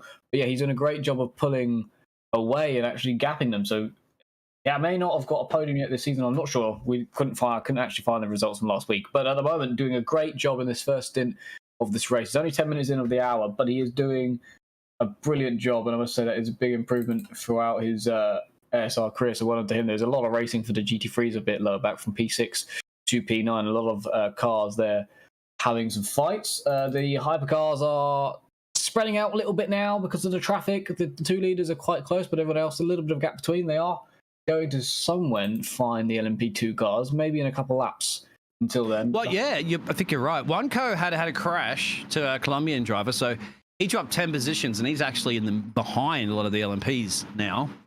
So it's an off-track excursion, just way out of his class. But once again, he's still got 50 minutes to get it done. Now, pit stops, guys, when we were kind of wondering like what happened last time, we don't know this track. It's There's a car in the wall there. It's Al. Al's found the wall. I don't know how. I'm going to go find out for you, but interesting. A lot of drivers off in GT3 as well, going through turn one. On the exit of turn one, a couple of drivers having a little bit of a spinner. But in GT3, just to give you a little bit of an update on the battle between Hakon Grebstad and Alessandro, it is still raging ever closer, as I'm pretty sure both of them are in an incredibly similar situation of they both want to overtake each other, but no one's quite fast enough to do it. Of course, we are trying our hardest to get the images back on screen for yourself, but welcome along to Radio ASR in the meantime. Yes, it's 118.7 on your dial, because that was the best lap that's been set around the track so far.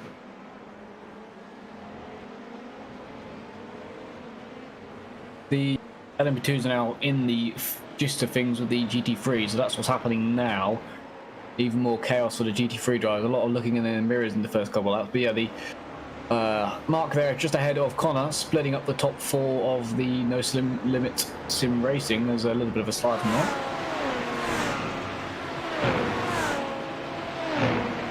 Did you say sorry? We've got pictures with no timing. Yeah, timing's just a little bit.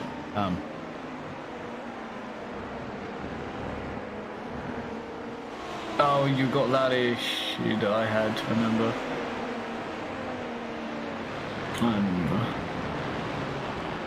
Wasn't that Yeah, something we've got some backups, so maybe we'll sort it out. I can see if I could probably maybe help out pulling up some of that stuff and switch it over. Let's see.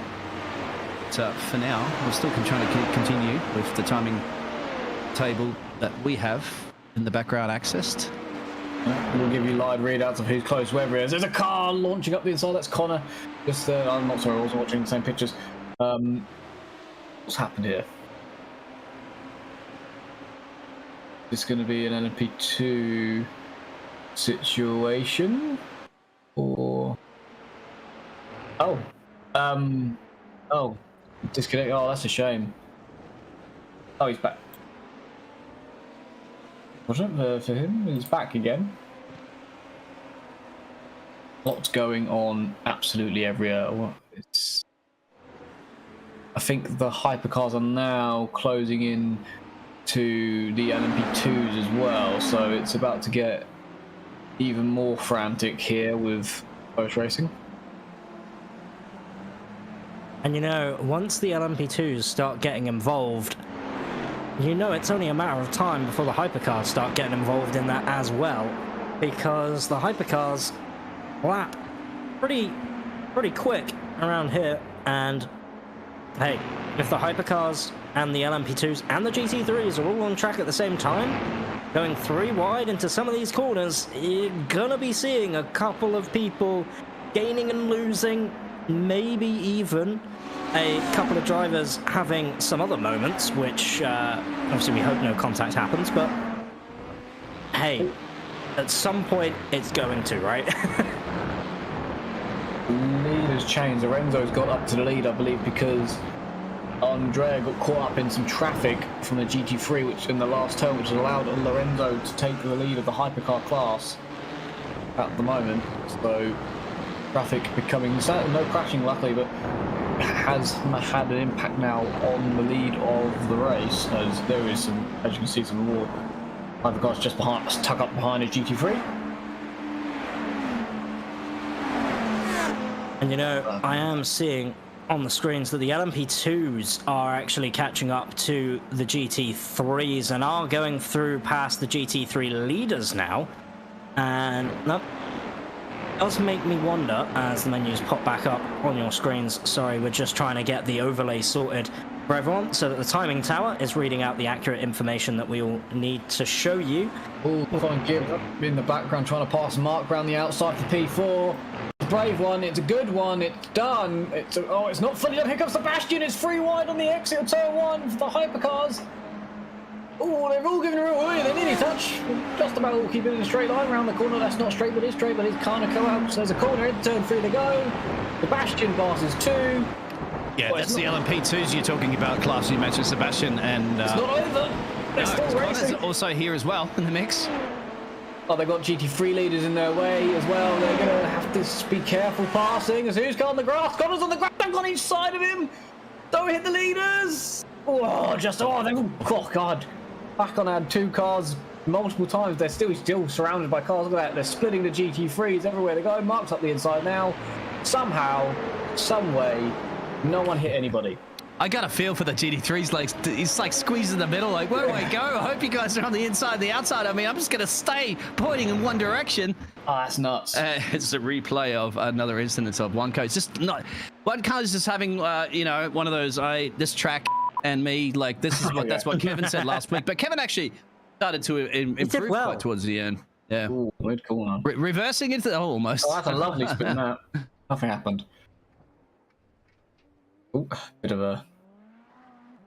I will say, the LMP2 battle, by the way, P4, it is still very much continuing on tooth and nail so far. It's been a lap now. This is what happened last time. Itself, guys, so we should be good to go on that one. Look at this, exactly. What are we climbing up the hill? Yes, we are. And there's classic overtaking opportunities, but switchbacks are also available depending on how deep you go into the corner. And see, you scrub the exit speed and bang, you can still maintain that position. In fact, you're going to be more compromised by the cars behind you if you go too deep.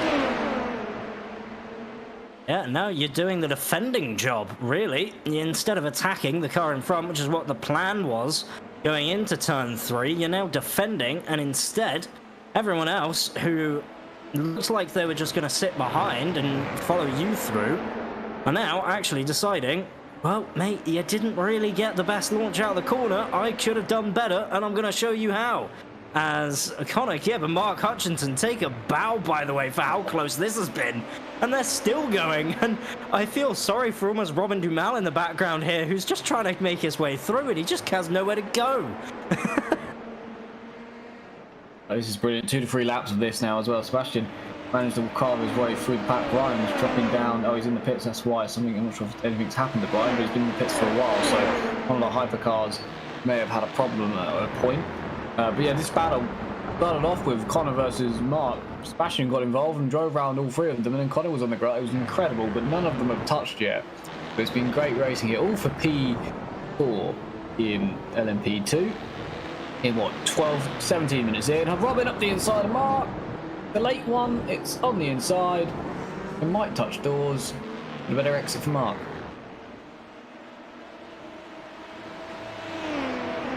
Ooh, there's a change. Sophia's dropped down from P3. No, actually, they're side by side, I think, for P3 between Sophia and Alysso.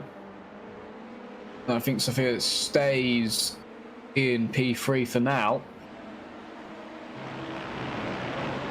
Racing absolutely everywhere at the moment in Red Bull Ring. And you know, it's definitely one of those circuits that lends itself to being incredibly close action, almost always, as the LMP2 fight is just going to keep on going, isn't it? This isn't ending anytime soon. If you wanted a race in which you're getting 3 on-track battles between the top guys, almost exclusively the entire time, you've come to the right series. LMP2 providing, as it always does, battle for P4, and they're acting like they're battling for the blooming lead of the race. Yeah, at the end of the race too, not even at the start. They are fighting like there is no time left, but they've got all the time in the world. But don't tell them that.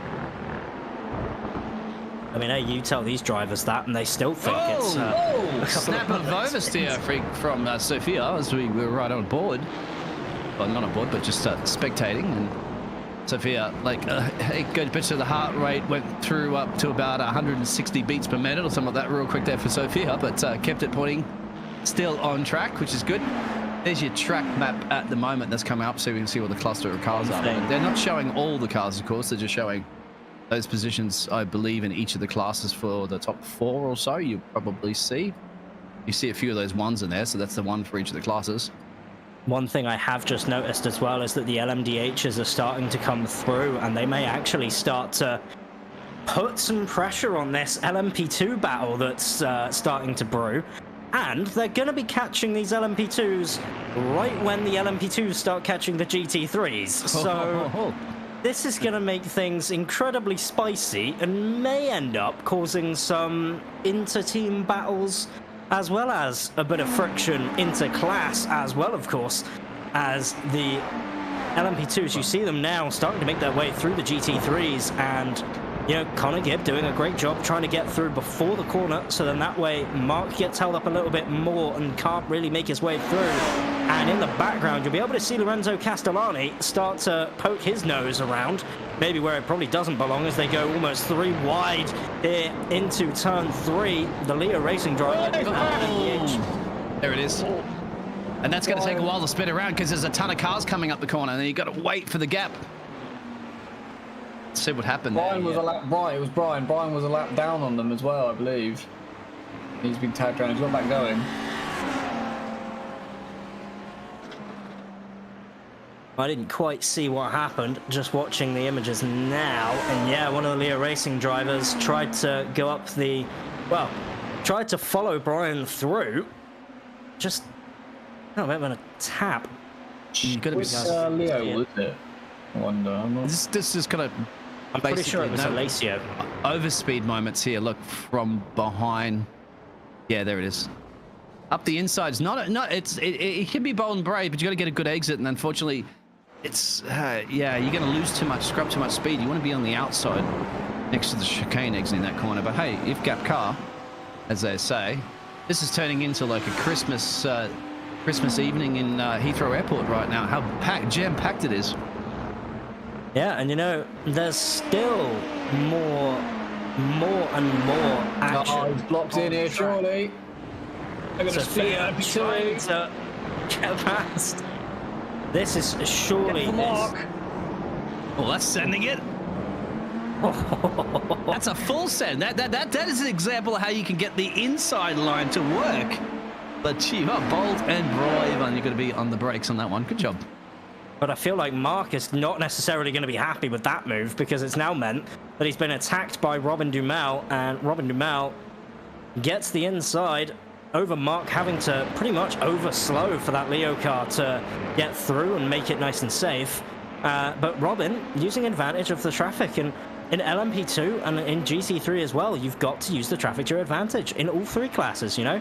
You've got to know when to use the traffic to you know, gain some sort of benefit over your opponent, you know? If you can box them in, maybe use the undercut to make it safe for you, but maybe they have to slow right down so that you can get an extended gap. They're not then in the slipstream, obviously an important factor as well.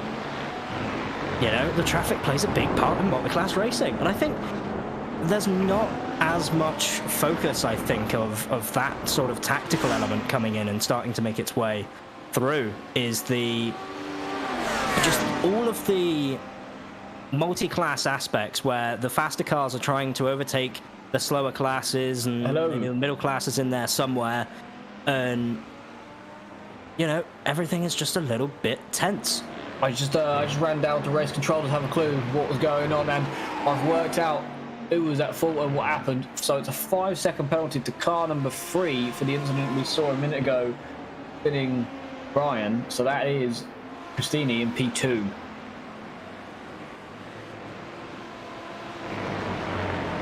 Move being made on our screens. Bit of an on-track action, as indeed they do get through. I was worried then. It's still not done. Oh, who is that? That's Aiden Young. Aiden is properly trying to go for it. But he's got Aiden wants his first win. Aiden wants his first win, and he's proven it. That was a risk, though. That was a massive risk. Oh, yeah, exactly. All the hypercars are in now. Pit stops from Tom and Andrea and Kevin occurred earlier. And there's the race control penalties coming up, so we got that one sorted. Thank you very much. I do think, after listening to Wes's commentary there of that last couple of minutes, we definitely need to make a Wes Noises soundboard. Thank you. I don't even know what noises give us a thumbs up out there in the Anti-Stall Racing YouTube channel if you agree with that one. And we know those thumbs are increasing drastically. We know that, well, that's something we'll be planning on in the future here for Anti-Stall Racing. I'm not sure what noises I made when Connor went off onto the grass to make it free wide round on GT3. I'm not sure what was happening there. I almost was tempted to shout rallycross as they're side by side again, Mark and Robin, still battling out for P6 here in the LMP2 class. And they should stay as they are, but I'm sure this is going to be a long race until then. 35 minutes remaining as well, so the pit stops have already started to occur for the hypercars, and some of the other pit stops unscheduled. But I think we've also got some pit stops too for the GT3s, which is surprising. I don't see many pit stops at all, really, for any of the LMP2s, but they should be coming in soon, wouldn't you imagine, Ava?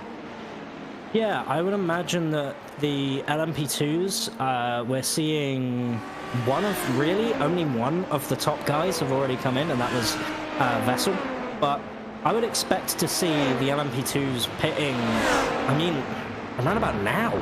But they seem to just have this idea that they can make this a one-stop. I mean, maybe they're trying it, you know, at a shorter circuit like this.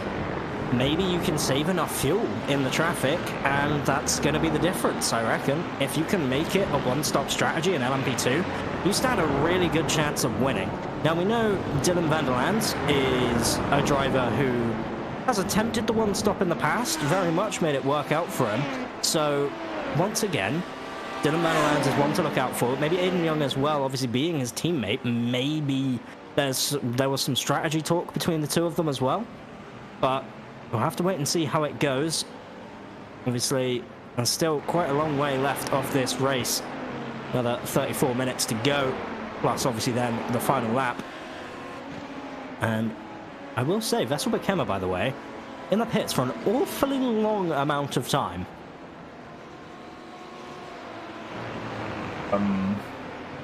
Moving now. Yeah. Go ahead. Now. Have a look to see if I can find anything, but you are right. They're winning maybe accidental tyre taking. Grab it at Zingerberger at Le Mans for Anti-Store Racing for me, maybe. Good to that one. I don't think there is KFC there. So, well, biggest gainers and losers so far. Well, we got the Italians gaining a couple of places. Alessio Benanidi, I think the Triple Eight machines gained 6 places after pit stop as well, so that's not too bad. They're currently in P3 in the hypercars. Who else is making some gains? Just having a look for... we are starting to see Aiden Young's going in now, as well as Sebastian, so maybe that one stop is not going to make it all the way. Obviously not in Aiden Young's case, the LMP2s. Christine was in the pits for a long time compared to the rest of their hypercars.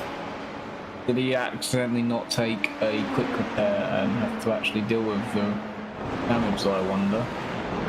He was in there for double the amount of time as everybody else, nearly.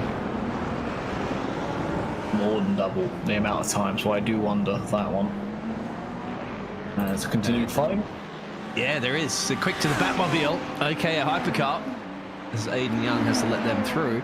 Aiden Young currently at the moment in P5 in his class, but has made the pit stop. He's the first one as Dylan goes in now. So, yep, as well as Connor, and Mark.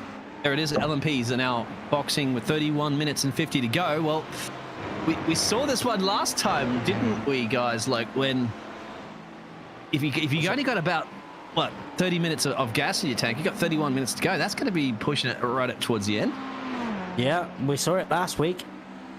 And, some drivers hit the mark absolutely perfectly. Others maybe missed the mark a little bit more than they should have and had to pit for a splash and dash right on the final few laps. But the battle between the hypercars of Tom Dadswell and Alessio Bernardini very much starting to spice up as they go through the GT traffic. Tom Dadswell seemingly having the better of it on the last lap, but we'll have to wait and see as they do try to overtake the Ferrari. I believe that is of Alessandro there in the Leo Racing guys, as the GT3 traffic again, maybe a little bit better from Alessio, catching right back up, but as they always say in endurance racing, traffic giveth and traffic does taketh away, and that is something that we'll always be saying. Tom Dadswell very much trying to keep the pressure off in LMDH, as we will jump back on board with the LMP2 battle that's ever raging, as it always does here at the ASR League. And I believe that is a back marker of Schwanto getting involved just a little bit. I call him Junko, but yeah, the Colombian driver, because he had an early spin and is way out of his class. Brian's actually a little bit further down the road from him, so he's not the last hypercars. Andy Tapman looks like he might have had a off-track moment or a crash. And Andy Tapman currently at the moment, I just want to see where Andy is. No, I don't have any time for that. It's a bit weird. It's 34 drivers still remaining, we believe, in this race. Panto getting past traffic pretty cleanly, as you would hope so. Indeed, going down the start-finish straight.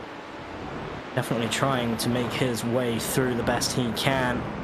Indeed does so with relative ease. Has to be careful though, because these LMP2s aren't exactly the slowest things in a straight line.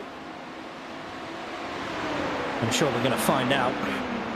Duranto having to battle his way back from, you would say, some pretty unfortunate luck in the grand scheme of things, as you heard from Paulo Lopez before too, mate. It's all about the acceleration out of the corners, isn't it, when you can see that noticeably with the hypercars, but not the straight line speed as much. Of course, braking a little bit different in both classes. Obviously, the braking for LMP2s very much seems to be the braking that almost everything has in terms of race car stuff. It's not this fancy brake-by-wire technology that exists in all of these hybrid cars. Robin and Mark Hutchinson, they made their pit stops already as well. So this is a battle for P4 and P5 in this class series. Wes, when do you get it done? Approaching the GT3s, this is going to get... you have to time this one perfectly. They'll wait for the next corner. Oh, he's getting stuck, isn't he? Getting stuck behind GT3s. Yeah. Who's that behind them getting involved? Connor as well. So it's going to be a freeway fight in a second because of the GT3 car. Really, I've just also watched on my other screen the fact that the change for hypercar in Speed 2 nearly changed but didn't quite change. They literally rubbed each other on door to door and nearly pushed each other both off the road. So anyone wants to have a look at that in a minute once the freeway fight for the LMP2s has finished as they pass another GT3. It's getting a bit close as we perfect on board from Connor. Now, it's going to make it stick, Connor. And you got, that's a bit of elbows that because you're going to have to push him off there. And I have to say, well, job done. The big cars, yeah. Questionable. Yeah, questionable with the big cars. So you heard say that he had full lock on, as though he has to defend from Mark just to keep his place. As there has been he gives it GT3. Back. You know what? Has he given it back, has he? Yeah, That's I think good. Connor... I'm not sure if Connor did that on purpose or whether or not he did it just to... maybe throw Mark off, but if he did that as a shine of sportsmanship to say, you know what, sorry mate, didn't mean to touch you, well done to Connor on that one. I'll be giving him a round of applause on that for sure. It's not something you commonly see, but definitely worth noting that indeed Connor did give back that position. Maybe he thought it was a little bit unfair, thought there was a little bit of contact involved. Or potentially, he may not have done it on purpose, but I think that there's one been we'll a few crashes between a GT3 and a LMP2 car, Wessel, or maybe one with Andy Tapman and Brian. I think there might be one for the... There has, because they're both in the pit road, so we're going to replay of that one in a minute for sure, because I was just looking at that as well, too. Oh, big slide! Big slide from Mark Hutchinson. It's going to enable Connor Gibb to finally start making his way through. As indeed Connor Gibb has done so. They now have to make their way through the Leo Racing Audi. And if they can do that successfully, as there was a big lock up there. I believe that was from Robin Dumal ahead. As I'm not sure really what happened with Robin, but Robin Dumal locking up pretty bad. And that was such a big enable... That was such a big lockup that it came up as a crash on my telemetry. Oh. Connor Gibb trying to make his way through, but is actually starting to gonna be lapped by, I believe that's Lorenzo Castellani. So we'll have to wait and see whether or not Lorenzo can make his way through nice and cleanly. Yeah. There's also some side-by-side action between the Spaniards in the GT3s. So I've seen that coming up. Change to P2 in the hypercar. Potentially, change of P2. Indeed, Alessio. Running again! It's the first time I've watched them hit each other in the door down this straight alone. They literally, a couple of laps ago, were nudging each other down the straight to the point where, look at the twitch. It's getting feisty between these two, I'll have to say. Yeah, now the GT3 car's going to come and play how you navigate it as they make their way down into the final sector. Oh, yeah, it gets past clearly both of them. That's what you like to see, but there is still a bit of traffic up the road. There, that's... Oh, hold on tight. 3 tables up right. Get ready for this roller coaster ride. Won't be able to see, but a couple of laps ago, honestly, they were side by side of each other, door banging each other down the road to the point where they both nearly spun off the road because they sort of had to catch the moment they were having after they went door to door with each other. So these two are getting very feisty for this place. From that definitely. Yeah, you're going to imagine Tom's going to try and send it, but thought better of it. Maybe didn't just want to just throw it up the inside unnecessarily, but with the slipstream, with the hybrid power, Tom Dadswell, you would imagine, is going to start trying to come back at Alessio Bernardini. Yeah, they're going to approach this GT3 almost right at the top of the hill. Right here, see? That's thrown off the braking point a little bit because he couldn't quite get it stuck in time because the GT3 was right at the corner. Now they'll navigate it before they make their way into a next overtaking opportunity. But yeah, once again, that traffic comes into play, as you mentioned, and you got to use it to your advantage. Yeah, Tom almost could have done with maybe just backing off a little bit more into the corner so that he could just be full throttle out of it. Of course, going back to the battle between the Spaniards, as you mentioned, sorry I wasn't able to really get on board with it, as there was so much action happening all at the same time between the two Lamborghini drivers. one of which in a Golf livery, which is not sure on people's opinions on Golf liveries on any other car than a Porsche, but I think no, I'm biased. And McLaren, the bias for it. By the way, the battle for P4 in the LMP2 class is happening again. It's now Robin versus Sebastian, and he's actually through now, but it's heating up again because Connor's involved and not far behind his mark. So it's about to be another four-way scrap again in this stint, which means it's crazy between these four. They've been racing the entire race so far, 36 minutes, and they've all been in different positions. The entire at least one of them has been in fourth. It's great. Every single one of them has been leading the pack at some point. That's a little slide from Robin as they continue on. But yeah, it's crazy stuff in the LMP2s once again. And you know, the LMP2s just always provide some massive battles on track, and it always amazes me how close the LMP2s can fight, considering the fact that a lot of people would say, oh, they're downforce cars, they never race closely together, they're always going to be really far apart because they have the dirty air. And as we get a big slide from both the top two, Connor Gibb actually getting the best T1 out of all of them, and maybe able to fight back into turn 3. We do jump back on board with the Portuguese driver of Hyosei, trying to battle on, I'm going to pronounce his name as Simeone, but who knows whether or not I'm saying it right. The Italian driver obviously, you know, maybe pronounces the name slightly different instead of just Simon. Oh, it's kicking off again! Oh, I thought it was going to be a crash. They had to...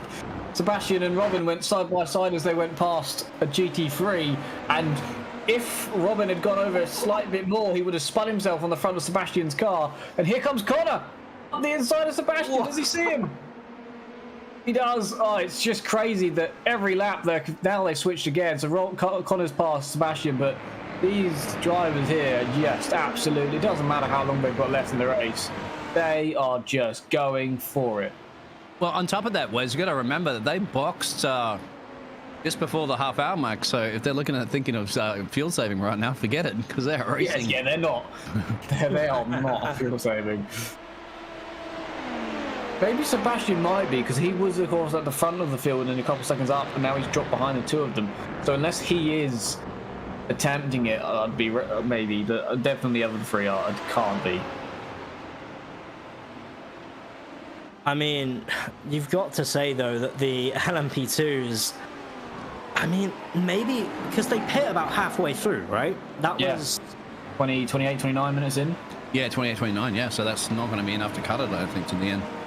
I mean, maybe, yeah, as we said, with more fuel saving you can, but again, that depends on whether or not you were fuel saving in the first stint, right? And the hypercars should be in, and they are starting to come in right now. This is about the point, because we know that the hypercars probably have to do a 3-stop.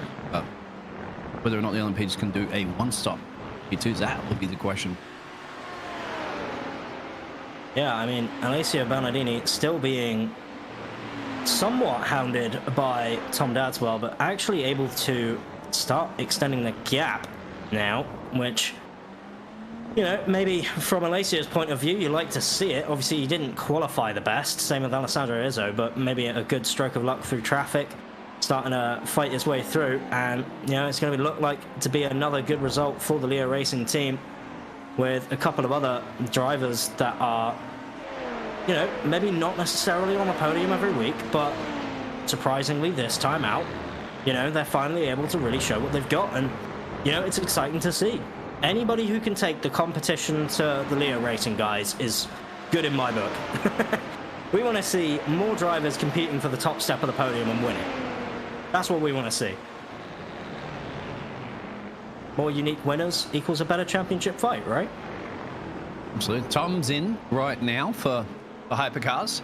Now, so Andrea and Kevin took their second pit stop for Tom, so you'd be expecting the rest of that field to come in soon. Whether or not Tom can try a little bit of an undercut. We don't know if Tom had clean air and traffic, putting some bankers in. I was having a look at his last lap. Wasn't a very good time, but that's probably because he was thinking about the pit stop or had traffic. We shall find out after a short commercial break sponsored by Rogue Energy. Don't go anywhere. No, it's getting old now. I've been doing it for a couple of years, but it's still there. Unfortunately, we don't quite have the resources for. We could throw for the ad ads, we could breaks. throw ads in, but you're going to miss all this live entertainment. Why? We do. I'm not sure if we noted this about Hakon not finishing the race. Oh, yeah. I've watched a replay. He just gets on the curb and just spins himself into the wall. And yeah, Hakon's out. He's not come back out. And the man who was giving the Leo guys a run for their money in the GT3s is out. And yeah, that's massively unfortunate for him. And he got his first race win. Was it last week or the week before? I can't remember. Daytona the week before. Yeah, the week before, yeah. More close action is this Spanish battle in GT3. Ferran and Alvaro trying to mix it up, and of course behind them are two completely different classes of cars, the hypercar and the LMP2, trying to just get past and honestly just continue with their day. And you know, maybe getting involved a little bit in terms of the battle and causing the GTs to spread out just a touch. Of course, both GT3 drivers kind of just having to give way maybe a little bit, just keep it clean. After all, you've been racing this race for 42 minutes now, you might as well try and keep it clean, even though you definitely want to take that P4 over that P5, right? You want to continue on.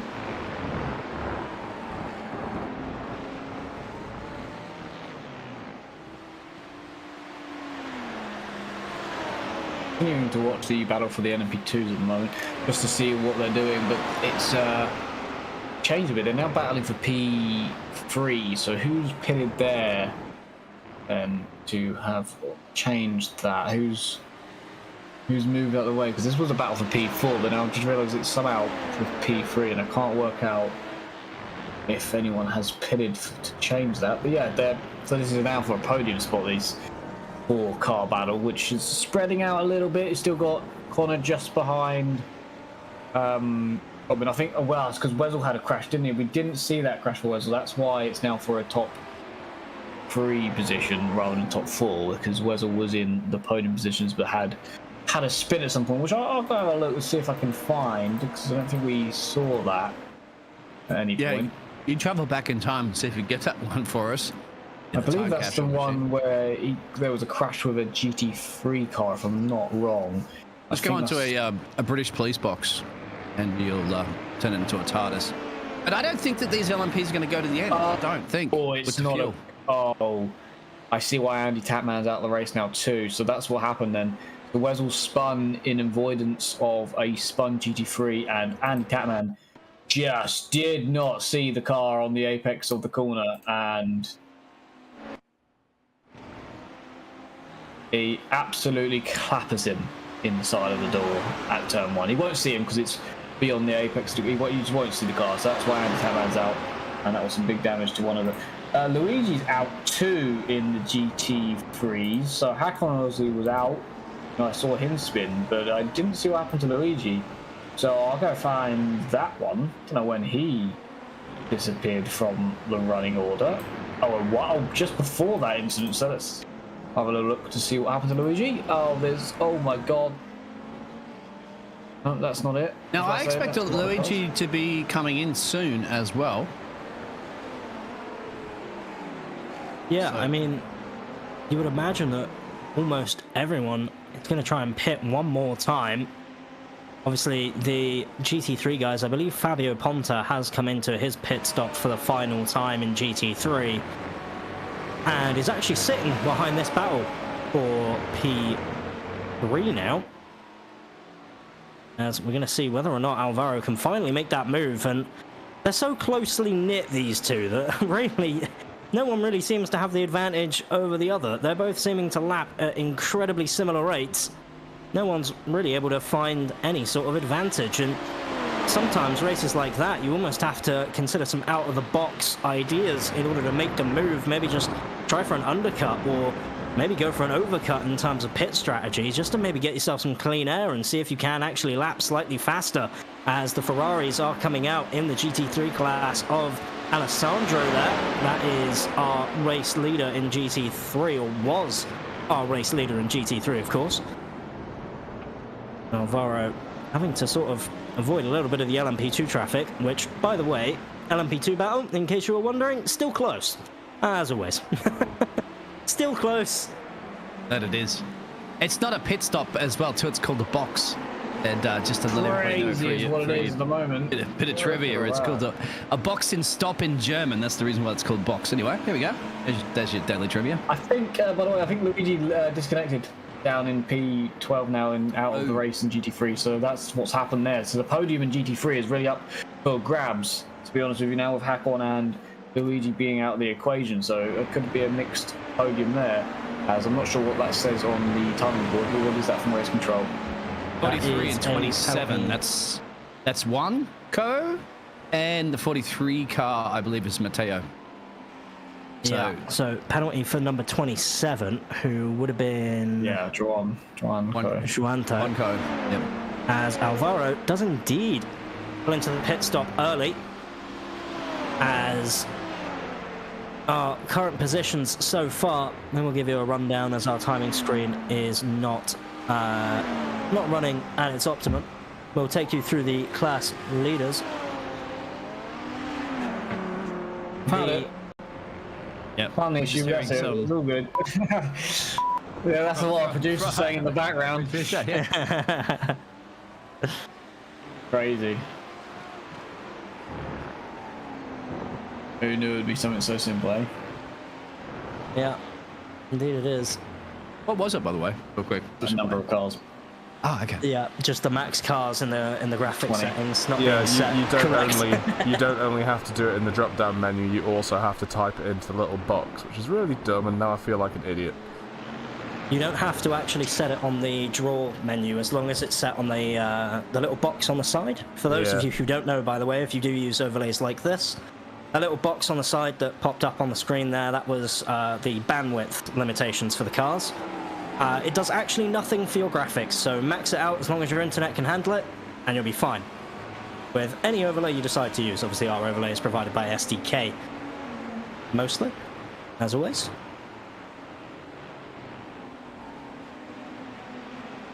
Does mean that I feel safe to be able to come back.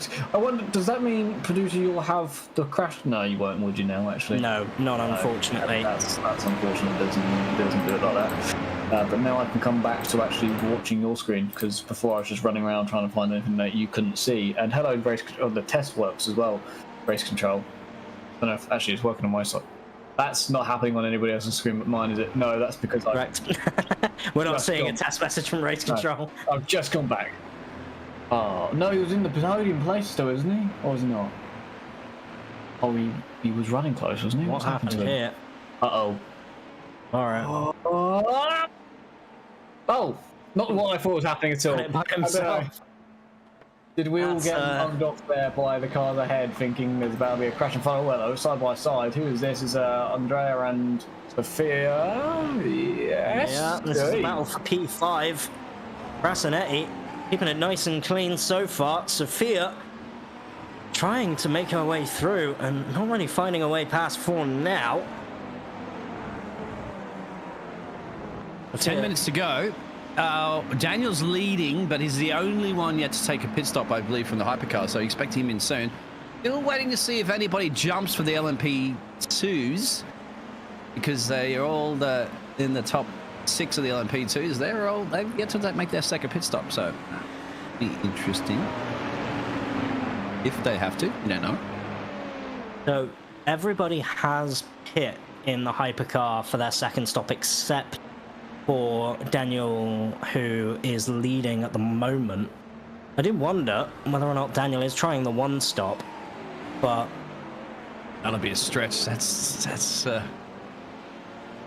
a lot more in your gas tank to see whether or not you can do it. But the battle is brewing between Tom and Andrea for P4, P5 in the hyperclass as well. This other battle you're seeing brewing at the moment for your LMP2s, which is your 5th and 6th. It's Mark in 6th position. Actually, it's 3 cars now coming into play. You've got Andrea, Tom, and Alessio, 888 machine. What's happened back in Matteo?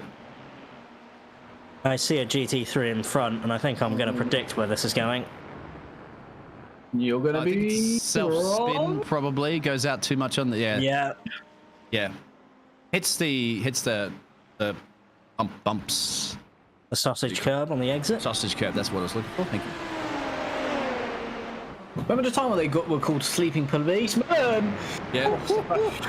You're not the That's what they inside call there. them here in Latin America. Oh, is it? Oh, is it because Well, they actually call they're them more worse. They call dangerous? them in dead your country than policemen. And ours? I'm like, don't say that. That's what they call them, but... No, I'm saying that's what they say in Latin America. I'm not saying it's right. I agree. I disagree with it. I'm just saying, don't say Hey, that. if you look at guys. the It's data called rolls, I'm sleeping. wrong. Feel like we need to just calm down a little. Everyone just needs to chill, take a breather. Daniel we can did just- come in, mate. Daniel did come in finally for the hypercar. To drop him back down to about P7, P8, perhaps. Ooh, who's that off in the background? Kevin! The big boss man himself, Kevin Stamp. I feel like maybe this is an engine blowout based on the smoke, but He's done, oh, what was it? Oh, it's kind of science in the blowing up the engine in a second, isn't it? Oh, wow. Okay. Ooh. Oh, maybe not. Oh, I don't. that Kevin seems had like enough. a wheel disconnection It's issue. blowing now. Did it blow before? Did you say a puff of smoke? Because if it did blow up, he probably just would have No. binned it in the wall just for fun. No, I don't No? think so. It looked like it was fine, and then he just Oh, God. drifts Yeah, to the left. that's a disconnect for your steering. You don't swing it to the left like that last That minute unless was there's a DC. Very, very hard turn left, wasn't it? That's his cat or dog just yanked the cable out Yeah. because he didn't get enough attention. I don't know. And for Kevin Stan, that indeed is going to be race over. Yeah, Kevin's out. That's a big one. Yeah, probably one of the biggest crashes that I've definitely seen for a little while in the ASR leagues. That is Didn't even apply the not brakes at that point, did it? Because good. it didn't even get time to. So it was That just was the about biggest crash I've seen since his last one where something went wrong and he disconnected. Indeed. Here we go. It's a close battle. Go ahead. Yeah, back on board with Alvaro, who came in and remember pit earlier than what Ferran was able to do, but Ferran actually, I believe, pit only a couple laps later and has actually ended up coming out ahead. So Alvaro being held up by traffic, you seem. Somebody in the pit lane before that, yeah. That would have been Simeone coming back into the pit lane.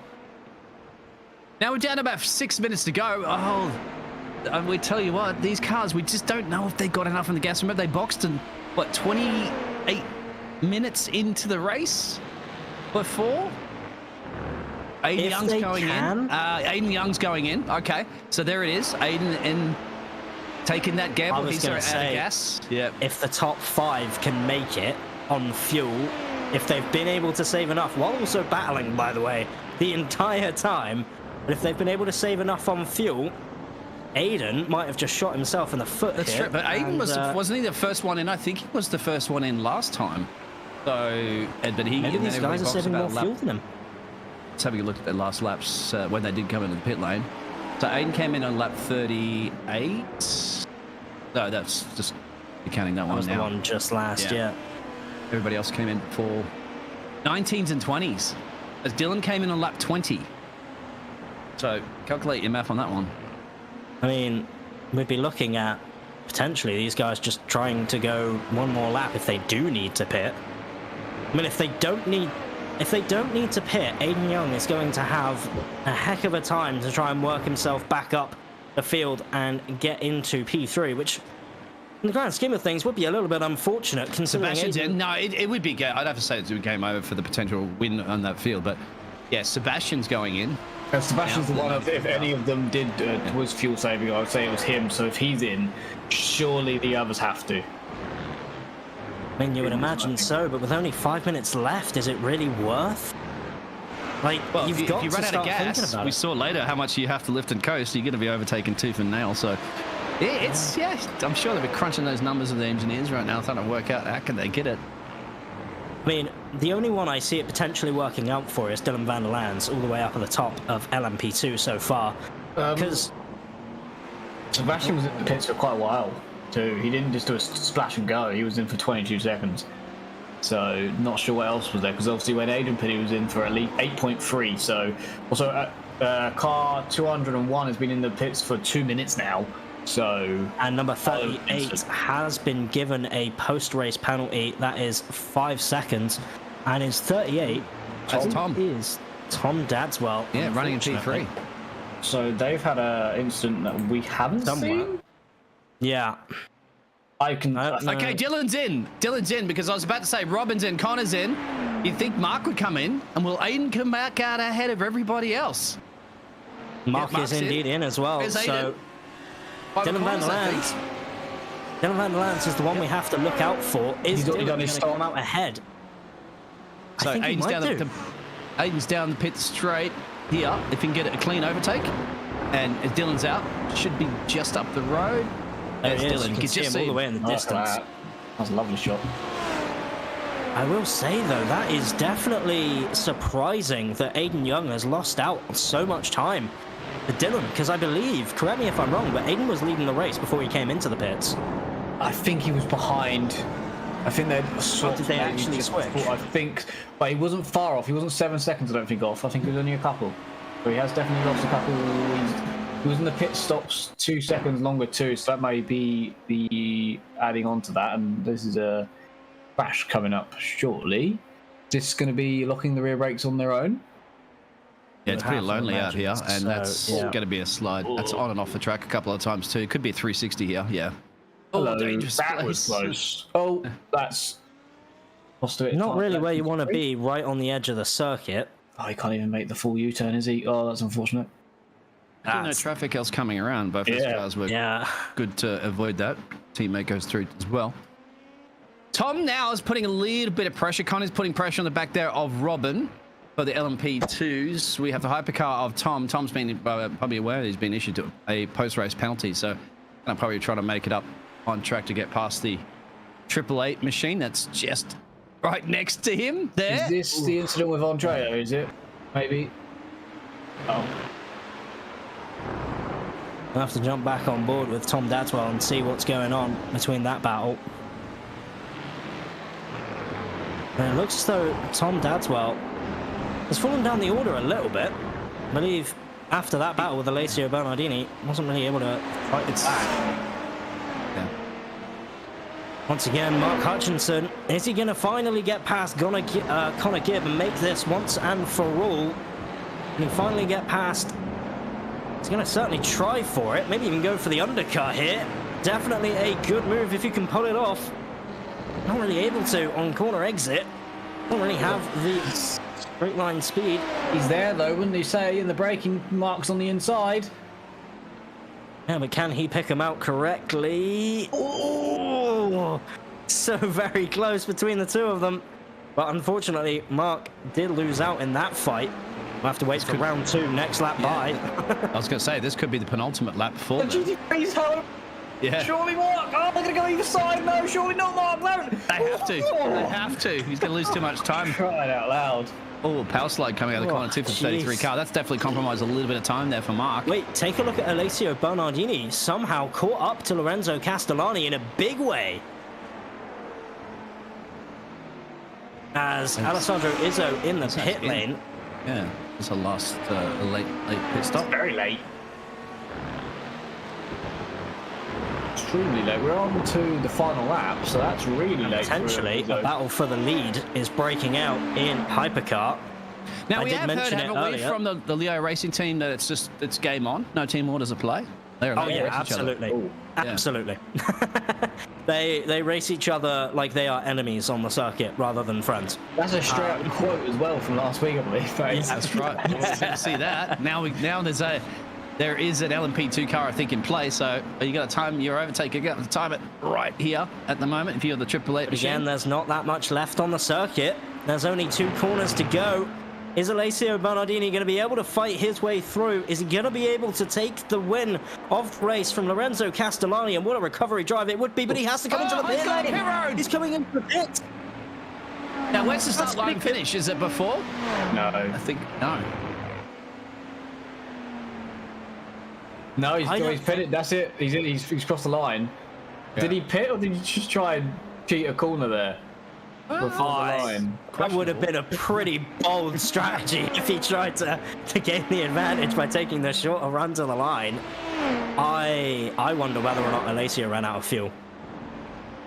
Or was about to. Thought maybe the race was going to go one lap longer. And instead just comes right back into the pit lane. But indeed, Dylan van der Lands and Aiden Young picking up a P2. No Limit Sim Racing.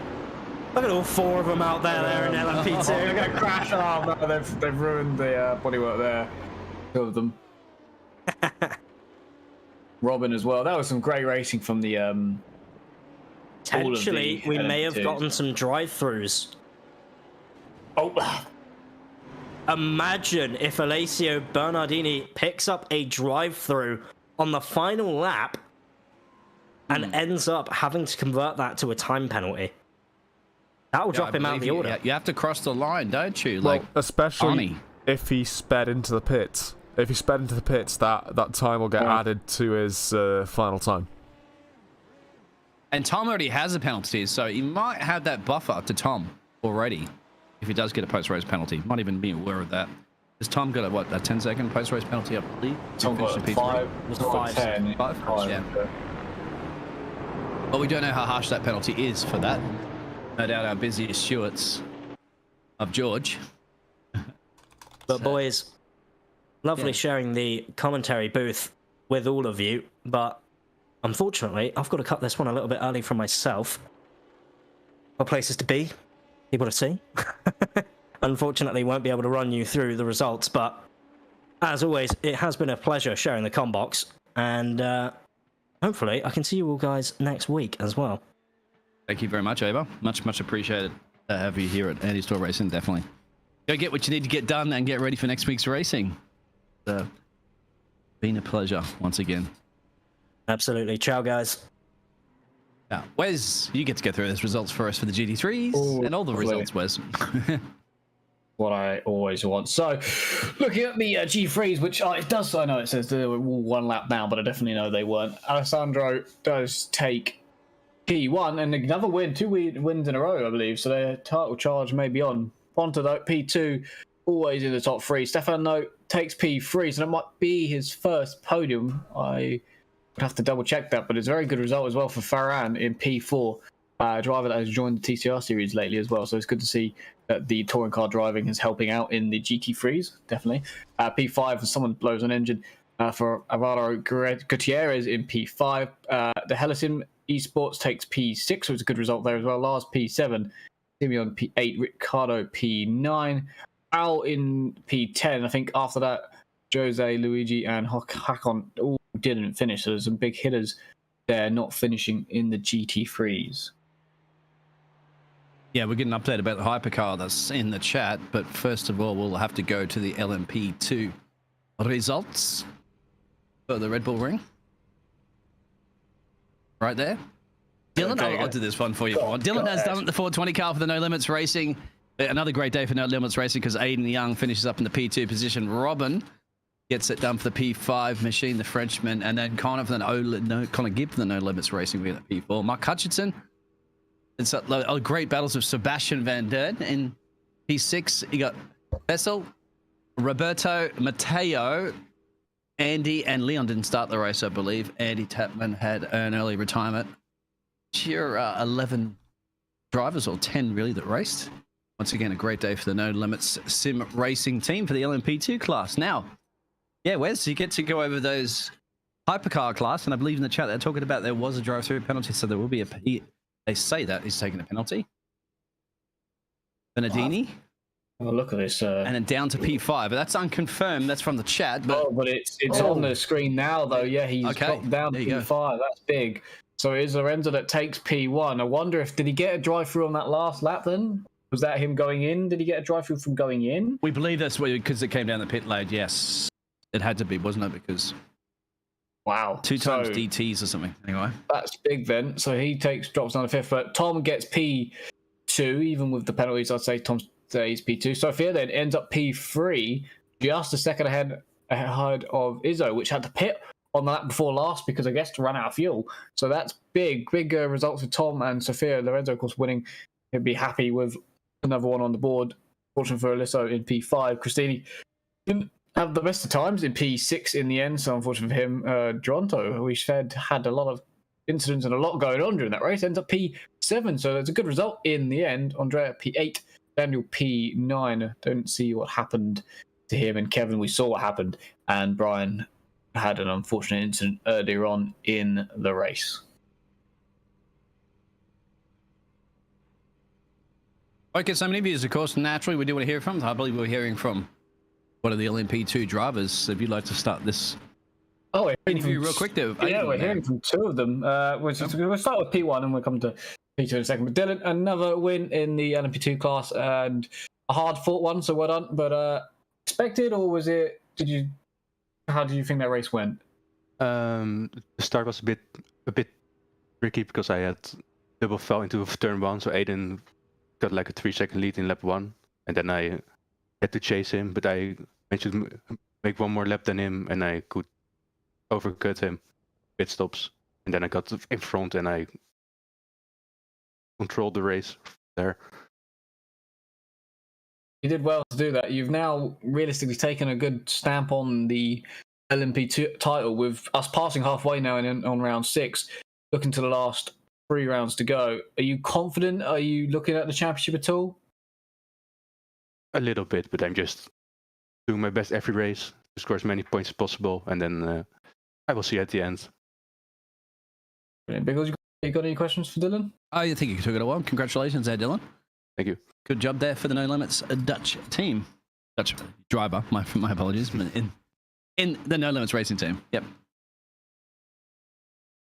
Aiden, I thought for a long time in this one that it might be your first win in the LMP2 class. You looked like you had it quite under control until, of course, the pit stops. But even then, I thought maybe it was the time. But finally, a podium and a P2 and only 5 seconds off. You got pole as well, if I'm not wrong. Or did that change? I think you got pole, if I remember rightly. It was a long time ago now.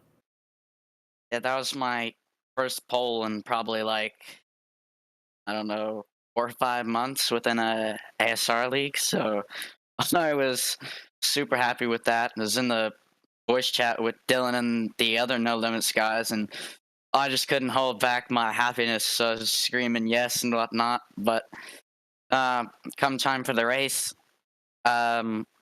since I hadn't been on pole for so long and it was my first pole in this series, I didn't want to get a penalty on the start. So I was kind of shaken, because I knew that if I did a bad start, Dylan would instantly jump me and get by me. So I knew I had to do a pretty good one. And I ended up doing a pretty good one. But I kind of wish I didn't pull away that much, so I could have helped Dylan pull away from the people behind. But on the start, that is what it is.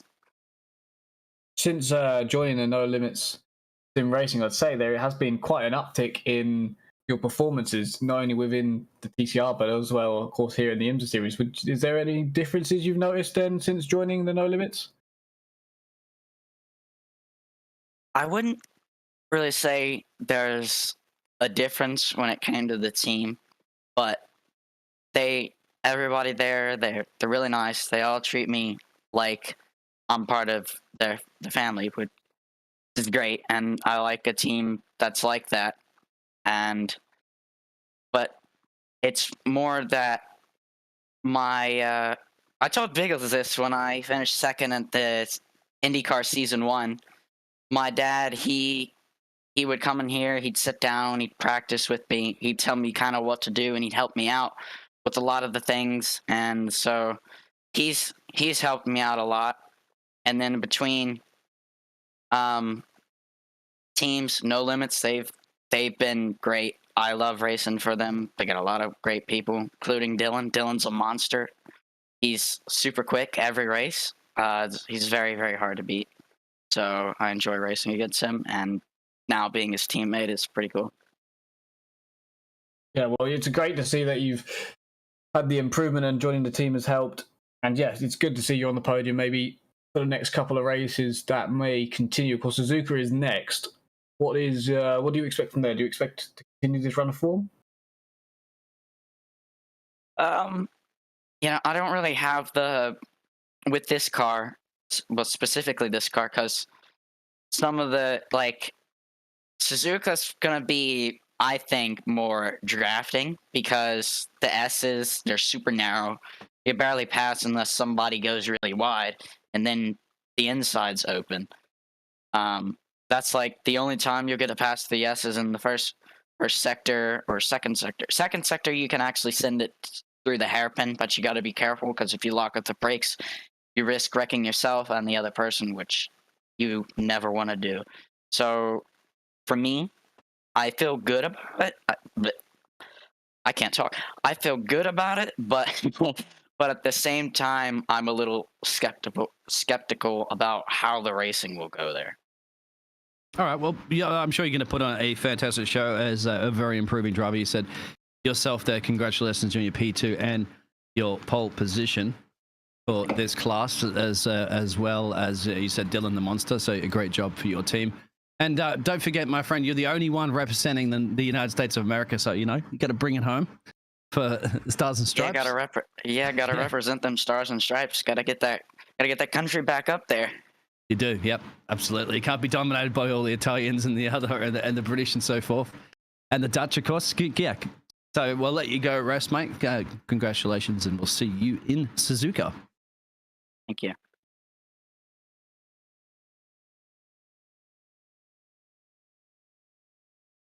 I think that'll be it, Wes. Yeah. Time to wrap it up. Wrap it up for another week of that. Was quite crazy, actually. I know we had a lot going on with the timings and everything, but we got it sorted in the end, the supercomputer. But I'm sure we will fine again for next week. But Suzuka is going to be, I think, a bit calmer. But I've said this, and I've just remembered that the chicane's there and turn one there, and I could be completely wrong. Actually, Suzuka might be mental. So I think the LMP2 racing will be fantastic again, to be honest. I think that track will lend itself to some good close nose-to-tail racing there. Of course, GT3 racing should be good.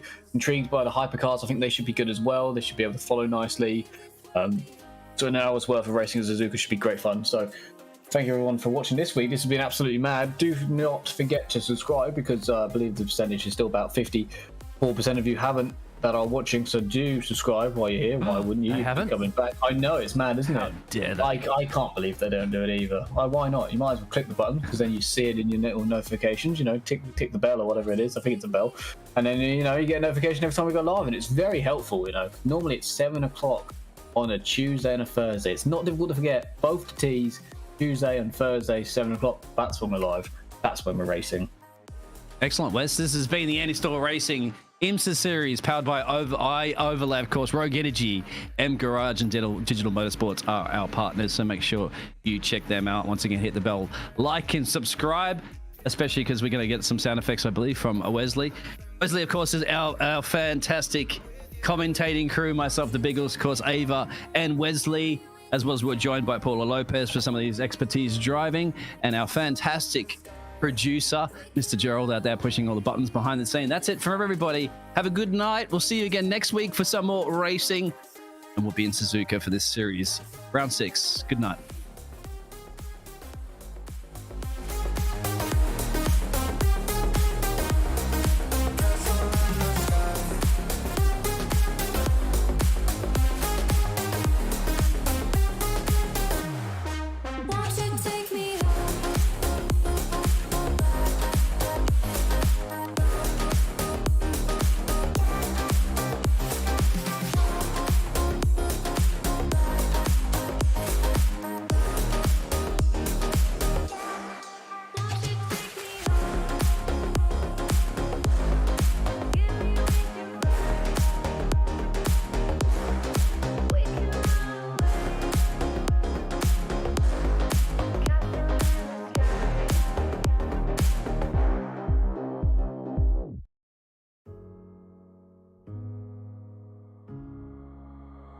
Oh, darling, if I had bought you flowers, would you still be here by my side?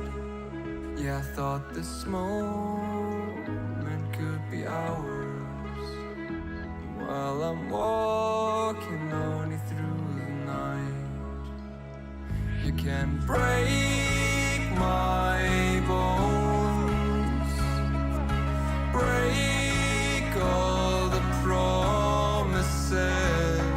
but leave me alone.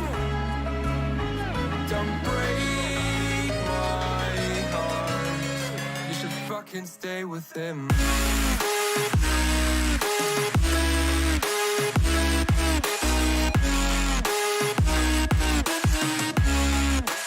Fucking stay with him.